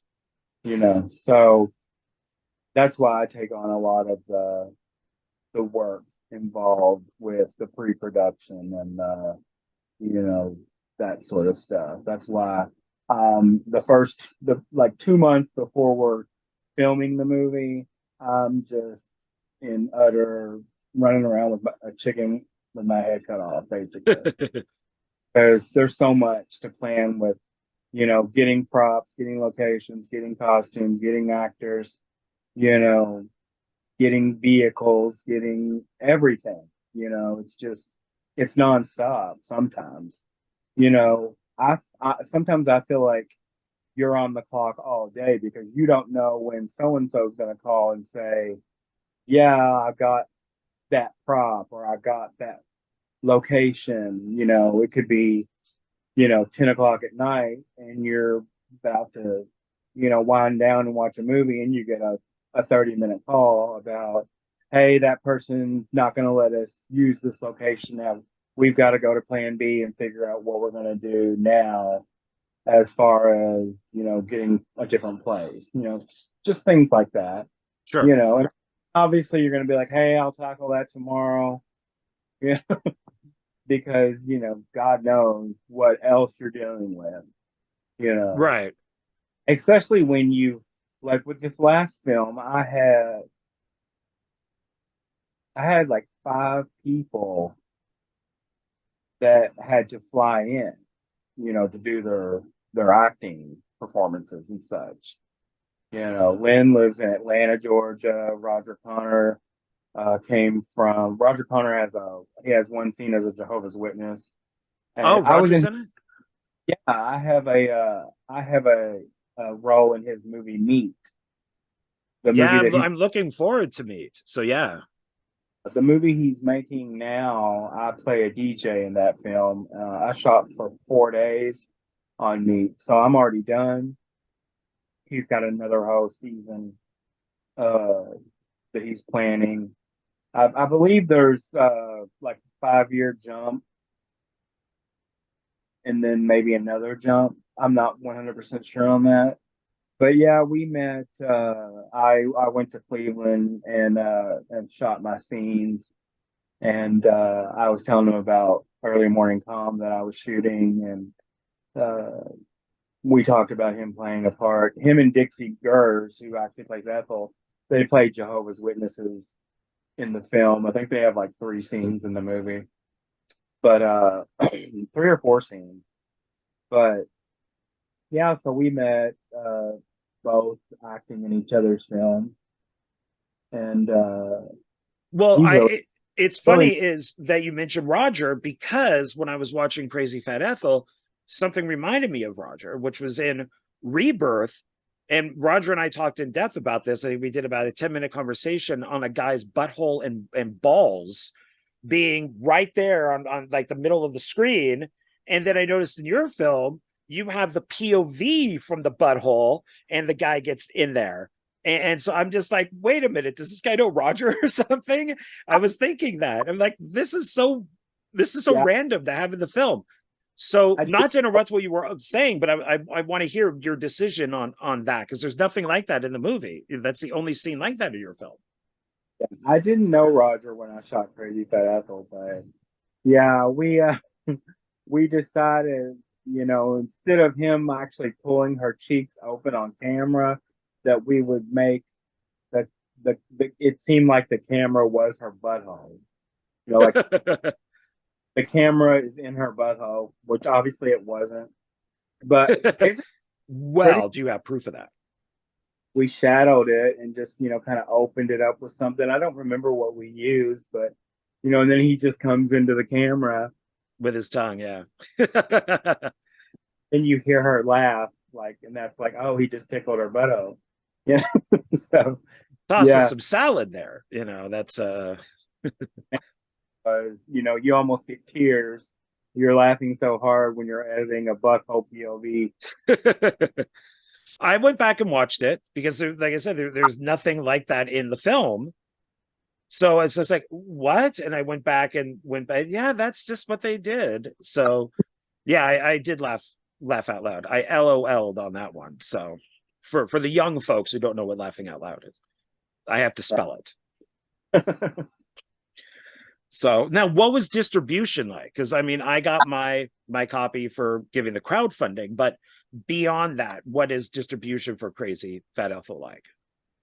Payment, which is mine and Doug's company, we we distributed the Blu-ray, and then Wild Eye did the streaming and DVD. So it was pretty simple. Um, I I mentioned earlier that Vinegar Syndrome wanted to do the Crazy Fat Ethel Criminally Insane double feature, and they were going to do a really nice edition and everything. And it could still happen. I don't know, but right now I have no clue what's going on there. I probably should reach out to Vinegar Syndrome and ask. But yeah, as far as the Blu-ray, we did well, we had professionals create it and everything, but we told them what we wanted and gave them everything, like the art and the film and the features, and you know they did the layouts and everything and showed us, and we either approved or made changes, a little bit of a process. And then so we just released it under the Real Epic distribution label. We've only done 2 films under that label so far. So and we're not like a distribution company that will distribute other people's films or anything, because it is pretty costly to do that. And if you're not going to make the money back, which you never know, obviously Crazy Fat Ethel sold well. Truly Madly did not sell as well. But yeah, and then Wild Eye did the streaming for us and the DVD. So yeah, that came later though. They actually just did that last year. Oh, I'm so pretty that sure. okay. Yeah, the DVD just came out last year. The Blu-ray's been out for 4 or 5 years almost. Oh wow, okay. So how does one get in contact? I mean, I just made a movie. I just made a feature film. How do I get in contact with somebody like Wild Eye Releasing or Vinegar Syndrome, or how does that work? With most companies are going to want you to go to their website and go to the contact. You see, like on several websites, they have like contact us. And then if you click on that, there may be other options. And one of the options sometimes is equestrians. And if you are asking them to look at your film for a possible distribution, then you're gonna want to go under the equestrians option. And if they don't have that, a lot of sites will just have an email address or something that you don't really want to like message companies on Facebook, which I've done if I can't find any other way. If I can't find another option, I might, because sometimes on Facebook it'll say, "How can we help you?" Like if you click on, message, it'll say, "How can we help you?" And you can inquire about stuff that way. But in most cases, it's their website. You can usually find ways to contact them, and sometimes they'll contact you and be like, we're not putting out new films. We're only putting out um, older films or shot on video films, or or we specialize in this, and it's not the type of film that you're bringing to us, stuff like that. Because I've looked into this kind of stuff for other directors too. I've had directors message me and say, hey, I see that you've got a lot of official releases on Blu-ray. Can you give me some advice on what to do? I've got this film here and I don't know how to get it out there for people to see. And I'll just, say, hey, let me do some research for you, and I'll get information about their film or whatever, and I'll contact places, and then I'll be like, because sometimes you don't know if a place, like, because I do know some of the owners of some of these companies, and some of them don't want to be flooded with stuff that they're not going to be interested in. So sometimes I'll say, hey, hey, I know this guy and he's got this film, and you know, I haven't seen it, but I've seen the trailer and it looks pretty good. You wanna reach out to this producer or director or whatever, maybe talk to them. Hmm. It's not really that hard. I mean, you probably have your own avenues that you use to reach out to distributors and such yourself. So, Yeah, but yeah. Some of them I don't even know. I don't like. One day somebody just messaged me and went, "Hey, AXEMAS 1 and 2 are on Tubi." I'm like, but they're 30 minutes. Like, what? And they're on Tubi. So somehow my distributor got them to be on Tubi, and I have no, because he has his people. yeah, well, So I have no idea. Walda has a lot of streaming connections. So if I know, I've heard some people say Wilda has a bad reputation with paying their uh, filmmakers. I've not had that problem. I'm in touch with them regularly. They have 6 of my films, so I'm in touch with them regularly, and I've personally not don't feel like I've fallen victim to any type of dishonesty with them. I've heard people say, "Hey, I put out my film and through Wild Eye, and they haven't paid me a cent."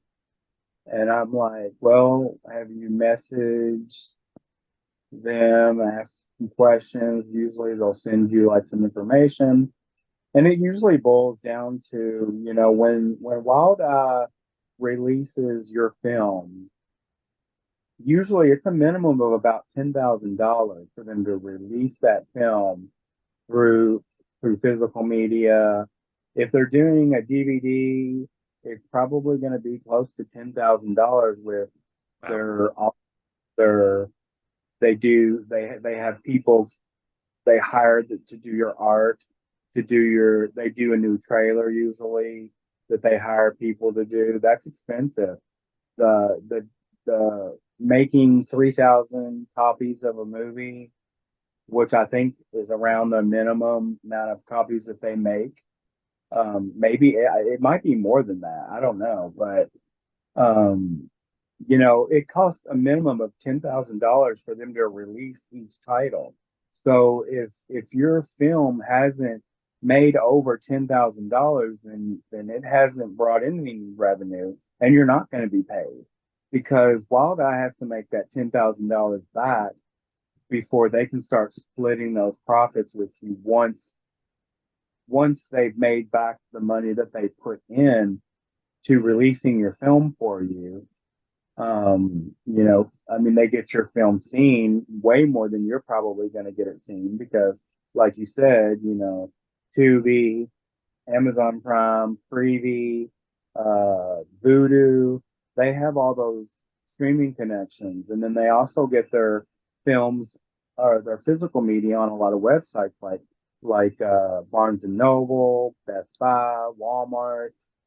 I actually found copies of two of my films in FYE.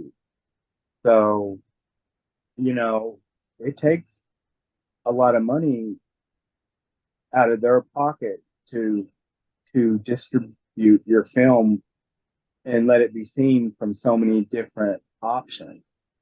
So it when you hear someone say, "Hey, I gave my film to Wild Eye and they didn't, I've not made any money." Well, people aren't taking into consideration how much money they put into your film. And when you think about it, if they're putting all that into your film, your if your budget was $5,000, well, it's now $15,000 or $20,000 or whatever you put into your film. Their distribution budget is part of your film being seen. Many of these films aren't going to theaters, so you're not, paying to get your movie into a theater. They're paying to get your movie on streaming services and on physical media and out into stores. So that all has to be taken into consideration when you hear someone say, "Hey, this company is bullshit. They don't pay their filmmakers." And I'm not saying that there are companies that don't screw over their filmmakers. Maybe once that film does, get into profits, maybe there are companies that aren't paying their directors at that point. So I've not experienced that with Wild Eye. What do you think So about them? Because I'm hit and miss from hearing from other people. And actually, if I didn't have the one filmmaker thing up right behind me, I have 3 shelves of just Wild Eye releasing. But they do change titles. Like you mentioned, they change art. So I understand putting on their own art, because like even Scream Factory does their own art. But I'll, with somebody like Dustin Ferguson, I did ask him, like, because he has a lot of his movies brought out through Wild Eye. And I'm like, do you care if they change the titles? I mean, that's, and he said no, because it's kind of like a second life. So he'll distribute them under the original, and then Wild Eye will name them something else. I mean, what do you think of, have any of your films been retitled? How do you think about that? they have not. And that actually is in their contract, where they will say in their contract, they will say that they may change the title. And I believe there's a spot where it asks it that they will ask you first if you're okay with it. And they've not come to me about title changes yet with anything that I've done so far. But it is in the contract, that they will, with your approval, change art or change title. There was a time. Now, now I don't really put much into it. But when we put out our first film with Fallout, which was the Horror Network, it came out in 2015. I own that. I have that. Yeah, the cover's amazing, but at the time I was like, hey, I would like to see the art. I want to make sure that, I like it or whatever. And he was totally fine with that, the person I dealt with. Um, and obviously the cover is amazing for Horror Network. So I was Yeah, it's like, got like that creature on the front, that kind of like monster thing. yeah, run with that. But the Crazy Fat Ethel DVD, I thought it was pretty cool. There is at no time that she wears that outfit in the movie, and her hair is way too short on the cover. And the kitchen in the background looks kind of modern, I think. So, but whatever. I was like, cool, yeah, that's fine. The Truly Madly cover is a woman that's not even in the movie. So Well, so what do you, but you're okay with that? I was the movie. Truly Madly is already it's out on Blu-ray as well. Um, so that's the cover that we chose. So there's already a good cover out there for the Blu-ray. So if Wild Eye wants to put a sexier woman on their cover to try to sell movies, whatever. You I mean, know, you don't think somebody would like buy the movie and be like, wait a minute, this woman's not even in the film. Who made this? This Brian Dortin? Let me get in contact with him on Facebook, and I'm going to curse him out because this blonde is not in the movie. You're not worried about anything like that? it's not that extreme. Like the woman on the cover and the person in the movie, I don't feel like they look anything alike, but it's not so extreme like that. Like there's not a woman, a blonde woman with breasts busting out or anything on the cover. So it's not to that extreme. I mean, she's wearing like what looks like a flannel shirt, like super sexy or anything. But it's for me, I'm like, that's not the actress that I hired for the film, you know. But it's okay, whatever. Actually, both of those films come with reversible art, so you can reverse it to the art that we sent with the package for distribution. Okay, So, all right, but yeah, I mean, Roger Corman had stuff on his posters that were never in the movie. So, oh, there's tons of movies from the 80s that just a random woman on the cover and it's just a model, I've probably got many in my collection, so. yeah, I just shot about a month ago a short zombie film, 20 minutes, called Flesh Attack, and Joe Lujan worked on it with me, and he does posters. And what he normally does on his films is that when we're done shooting that day, he'll take the picture of the different actors or actresses in different poses, and then he puts them on the poster. Well, we couldn't do that with Mike because we had to shoot everything in one night. And I'm like, well, crap. Well, can you make me a poster? And I thought, well, I just don't want random zombies on it that aren't even in the movie. So it's like, I don't know, what do I do? Do I just, and I don't want to put the guy's house on there because then people will recognize the house. So do I just put a random house on there? Just put a random zombie, and then people go, well, that's not the house, that's not the zombie. So it's like, I don't know. I just never made a poster. Well, the thing about that, John, is they've been doing that for since the 70s, poster art and since the 80s and 90s with, physical media, VHSs, they've been doing that from the get-go, with Yeah. a house that's not in the movie. If you watch the Wild Eye Crazy Fat Ethel trailer, you will see two shots in the trailer that aren't in the movie. And when I saw the trailer, I was like, okay, well, I did contact Wild Eye and I said, just making sure you all did not alter the film. And I don't care that you put a random house in the trailer, but just make sure you didn't edit my film. Which they have edited films before, but they do get permission from the directors. But yeah, But yeah, why did they put just random? I mean, you have houses and buildings in your movie. Why you could have supplied them with something? Why just put some random house in? oh, I just I don't know because honestly, I don't feel like it added anything to the trailer or it didn't, I didn't look at it and say, "Ooh, I want to see this movie because that house is Because that's an cool." awesome house. Forget everything else. I just want to see that house. Yeah, no. But the opening of the trailer is actually like a hospital. I don't know if it's like a stock footage of a hospital, but I think it says like something like hospital or something. That's And there's bizarre.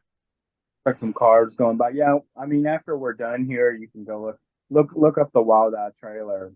Yeah, I mean I'll definitely check that out because have you seen it's the first remake of Black Christmas? Have you seen that trailer? the first remake of Black. Oh, there's Yeah. tons. Yeah. the one that actually takes place. Well, I guess they all take place in the sorority house, but the good one from the sequels, not the new crappy one, but the first one that they did from like the guys who did like Willard and stuff. That trailer, 50% of that trailer is not in the movie. They shot those scenes just for the trailer to get people into the movie theater. Yeah. Yeah, no, I actually do like that remake, and I've seen it several times. And Doug even pointed that out. He was like, well, he's usually the one that does notice that type of stuff. And he was like, yeah, this trailer's just full of stuff that's not in the movie. And we were watching it one day, and he was like, yeah, that doesn't happen. That doesn't. There's like a Yeah, ton of, yeah. yeah. There's like something with it's like a mower that's going around, and that's Yeah. not in the movie, and it looks like somebody's about to go into it. So Uh, it's all definitely check out your trailer for Crazy Fat Ethel from because that it doesn't make sense to me to just add something in like that. I mean, I think I'd be mad. I think I'd be like, dude, that's not my movie. It's not my movie. uh, I didn't. The trailer's really good though. Other than just some random quick shots of, like, I think there's two or three things that aren't in the movie. It's just like a quick shot. But the trailer, I thought they did a really good job on, other than, adding that stuff in. And that was ultimately like why I didn't, care. Because they showed me the trailer and I was just like, that was really cool. And I said, like, what's with the random house and the hospital? But yeah, that was about it. I mean, you've seen the movie, and when you watch the trailer, you'll see a couple of things, and you'll be like, "Oh, what's that?" but that's about it. The trailer's really really cool though. It was done really well. So other than that, but Yeah, I yeah, guess as long as they don't change the cover to have somebody look like Jessica Rabbit or something, on the front. Crazy. And then like in where it says fat, there's the head and Ethel. So they just cut out the fat, but they have some like really thin girl on there. So it's just crazy Ethel. funny that you said that. You said something about crazy fit Ethel earlier. Yeah. That's actually really funny that you said that, because when I was casting a bodybuilder, a female bodybuilder, messaged me and asked me if I'd be interested in her playing Ethel and changing the title of Crazy Fit Ah. Ethel. I said, honey, this is actually a remake of a property that already exists, and it's about a woman who kills people, because of her gluttonous appetite. Anybody that tries to stand in her way of food, they get off. That's what the movie's about. So I don't know what Crazy Fit Ethel would be about. Maybe stop you from working out. If anybody wants to make that movie, go ahead. You can call it Wacky Fit Edith or something. Yeah. There you go. Yeah, she Why goes to the gym and people aren't using the gym equipment correctly. you Like they didn't don't wipe wipe it down, and so she kills them. didn't wipe that off? Yeah, somebody My- spits on the ground. Yeah. She takes like a big weight. Heard you wanted to get rid of weight, and crushes their head with it. You're about to lose 6 pounds. So I got it right there. There's the story. There, it's right there. We're doing it right on the spot. One of my friends, she was like, I lost 200 pounds. And I was like, what? I just saw you last week. And she was like, yeah, I broke up with my boyfriend. Bah. To a point, that's true. So, Yeah. well, okay. Well, so we should probably wrap this up. So we're at that point. Is there anything that you want to promote, plug, anything past, present, future? Want to tell us more about the new film you're working on? Anything like that? Well, we do have a teaser trailer for Early Morning Calm. It is strictly a teaser trailer. Are you there? Sorry, my battery. It is a good time to stop. My battery just alerted me. Oh, okay, good. But yeah, there's a teaser for Early Morning Calm. You can go check that out. Check out the IMDb page for me, Brian Dortin, and you'll see Gailey Ford is the name of the gay teen movie that I'm going to be doing. There's a few people in the cast so far. I'm talking to quite a few. We're getting a lot of real LGBT people into the film. But right now, you know, editing, early morning comm, we got the teaser, writing on the gay team film and Crazy Fat Ethel 2. So that's the future for Real Epic Entertainment, which is mine and Doug Connor's company that we work with for, any film that we do. So yeah, I mentioned Truly Madly a little bit. It's another film that was released from Wild Eye. There is a Blu-ray that was released by Real Epic Entertainment, which I think you can get it on eBay.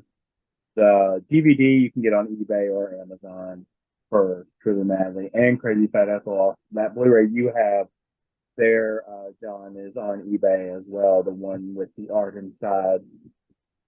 You can get that off eBay. And then we also have, well, I mentioned my 3 trash films. They are actually going to be released by Wild Eye on streaming. Supposed to be this year. I'm not sure. There is a Blu-ray for the first 2 films, which is Trashology and Pre-Existing Conditions. I mentioned that I'm in Roger Connor's new film Meat, which is not, complete. It's not out. He's still filming it. They are editing that film as they go along, so that's cool. I don't know if you know Adam Freeman. I'm supposed to participate some with his Scream Dream remake. Oh, That he, okay. I'm not doing a ton or anything. Very small participation with that film. I don't want anybody to think that I'm, doing too much with that film because he's working very hard on that. So is Ronnie Jonah and Jason Crow, who is, I believe, helping him produce that film. And they are doing a ton of pre-production on that film. So yeah, I may be assisting. I've talked to Adam about assisting Jason Crow because he's going to be doing the camera work for the film, and so I told him, if you need help, let me know because like I said, I only do film right now. So I am about helping other filmmakers.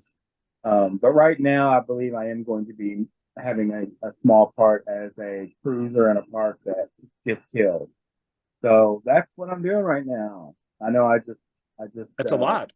word I word vomited a whole lot of information, but I know we got to wrap this up. Especially, I don't want my phone to die before we say goodbye. So Well, that would definitely be the end if it did.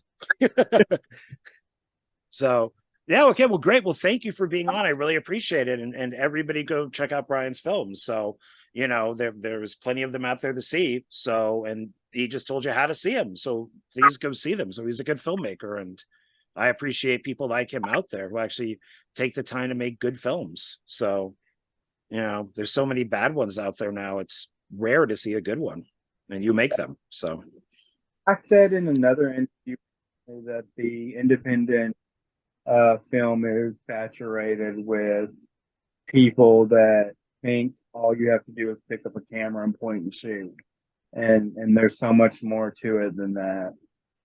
Um, I guess unless you're making a found footage movie. there's still Yeah, work that has to go into those. I've done 2 of them, and you still got to work on them. a lot of planning, I'm sure. There is a fair amount of planning. If you're doing a short, yeah, you can get away with it in maybe 1 or 2 days, but otherwise, yeah, it does. It because if you it still has to look good. You can't have it all jumpy. Oh, it's Yeah, found footage, or you can't have people really flub lines. You still have a script, more or less. So it's still I've difficult. seen the latest found footage movie, Skinamarink. Is that what it's called? Skinamarink. Have you heard of that? Oh, yeah, I know of it, but I haven't seen it. I've seen like the trailer and stuff, but yeah, I haven't watched it. Some guy on Facebook was just talking about how He just thought it was marvelous, but I've heard nothing but bad. I don't know. Maybe I'll check it out.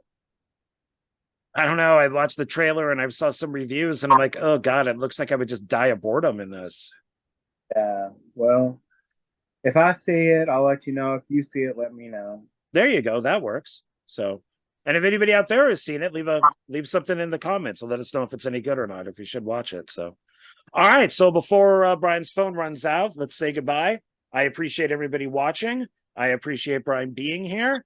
And then hopefully he'll be on another one, when his new film gets done. And, we could talk about that one. So, all right, everybody. I'll catch you on the next one. See you later. Bye. Bye, everybody. Bye. Bye.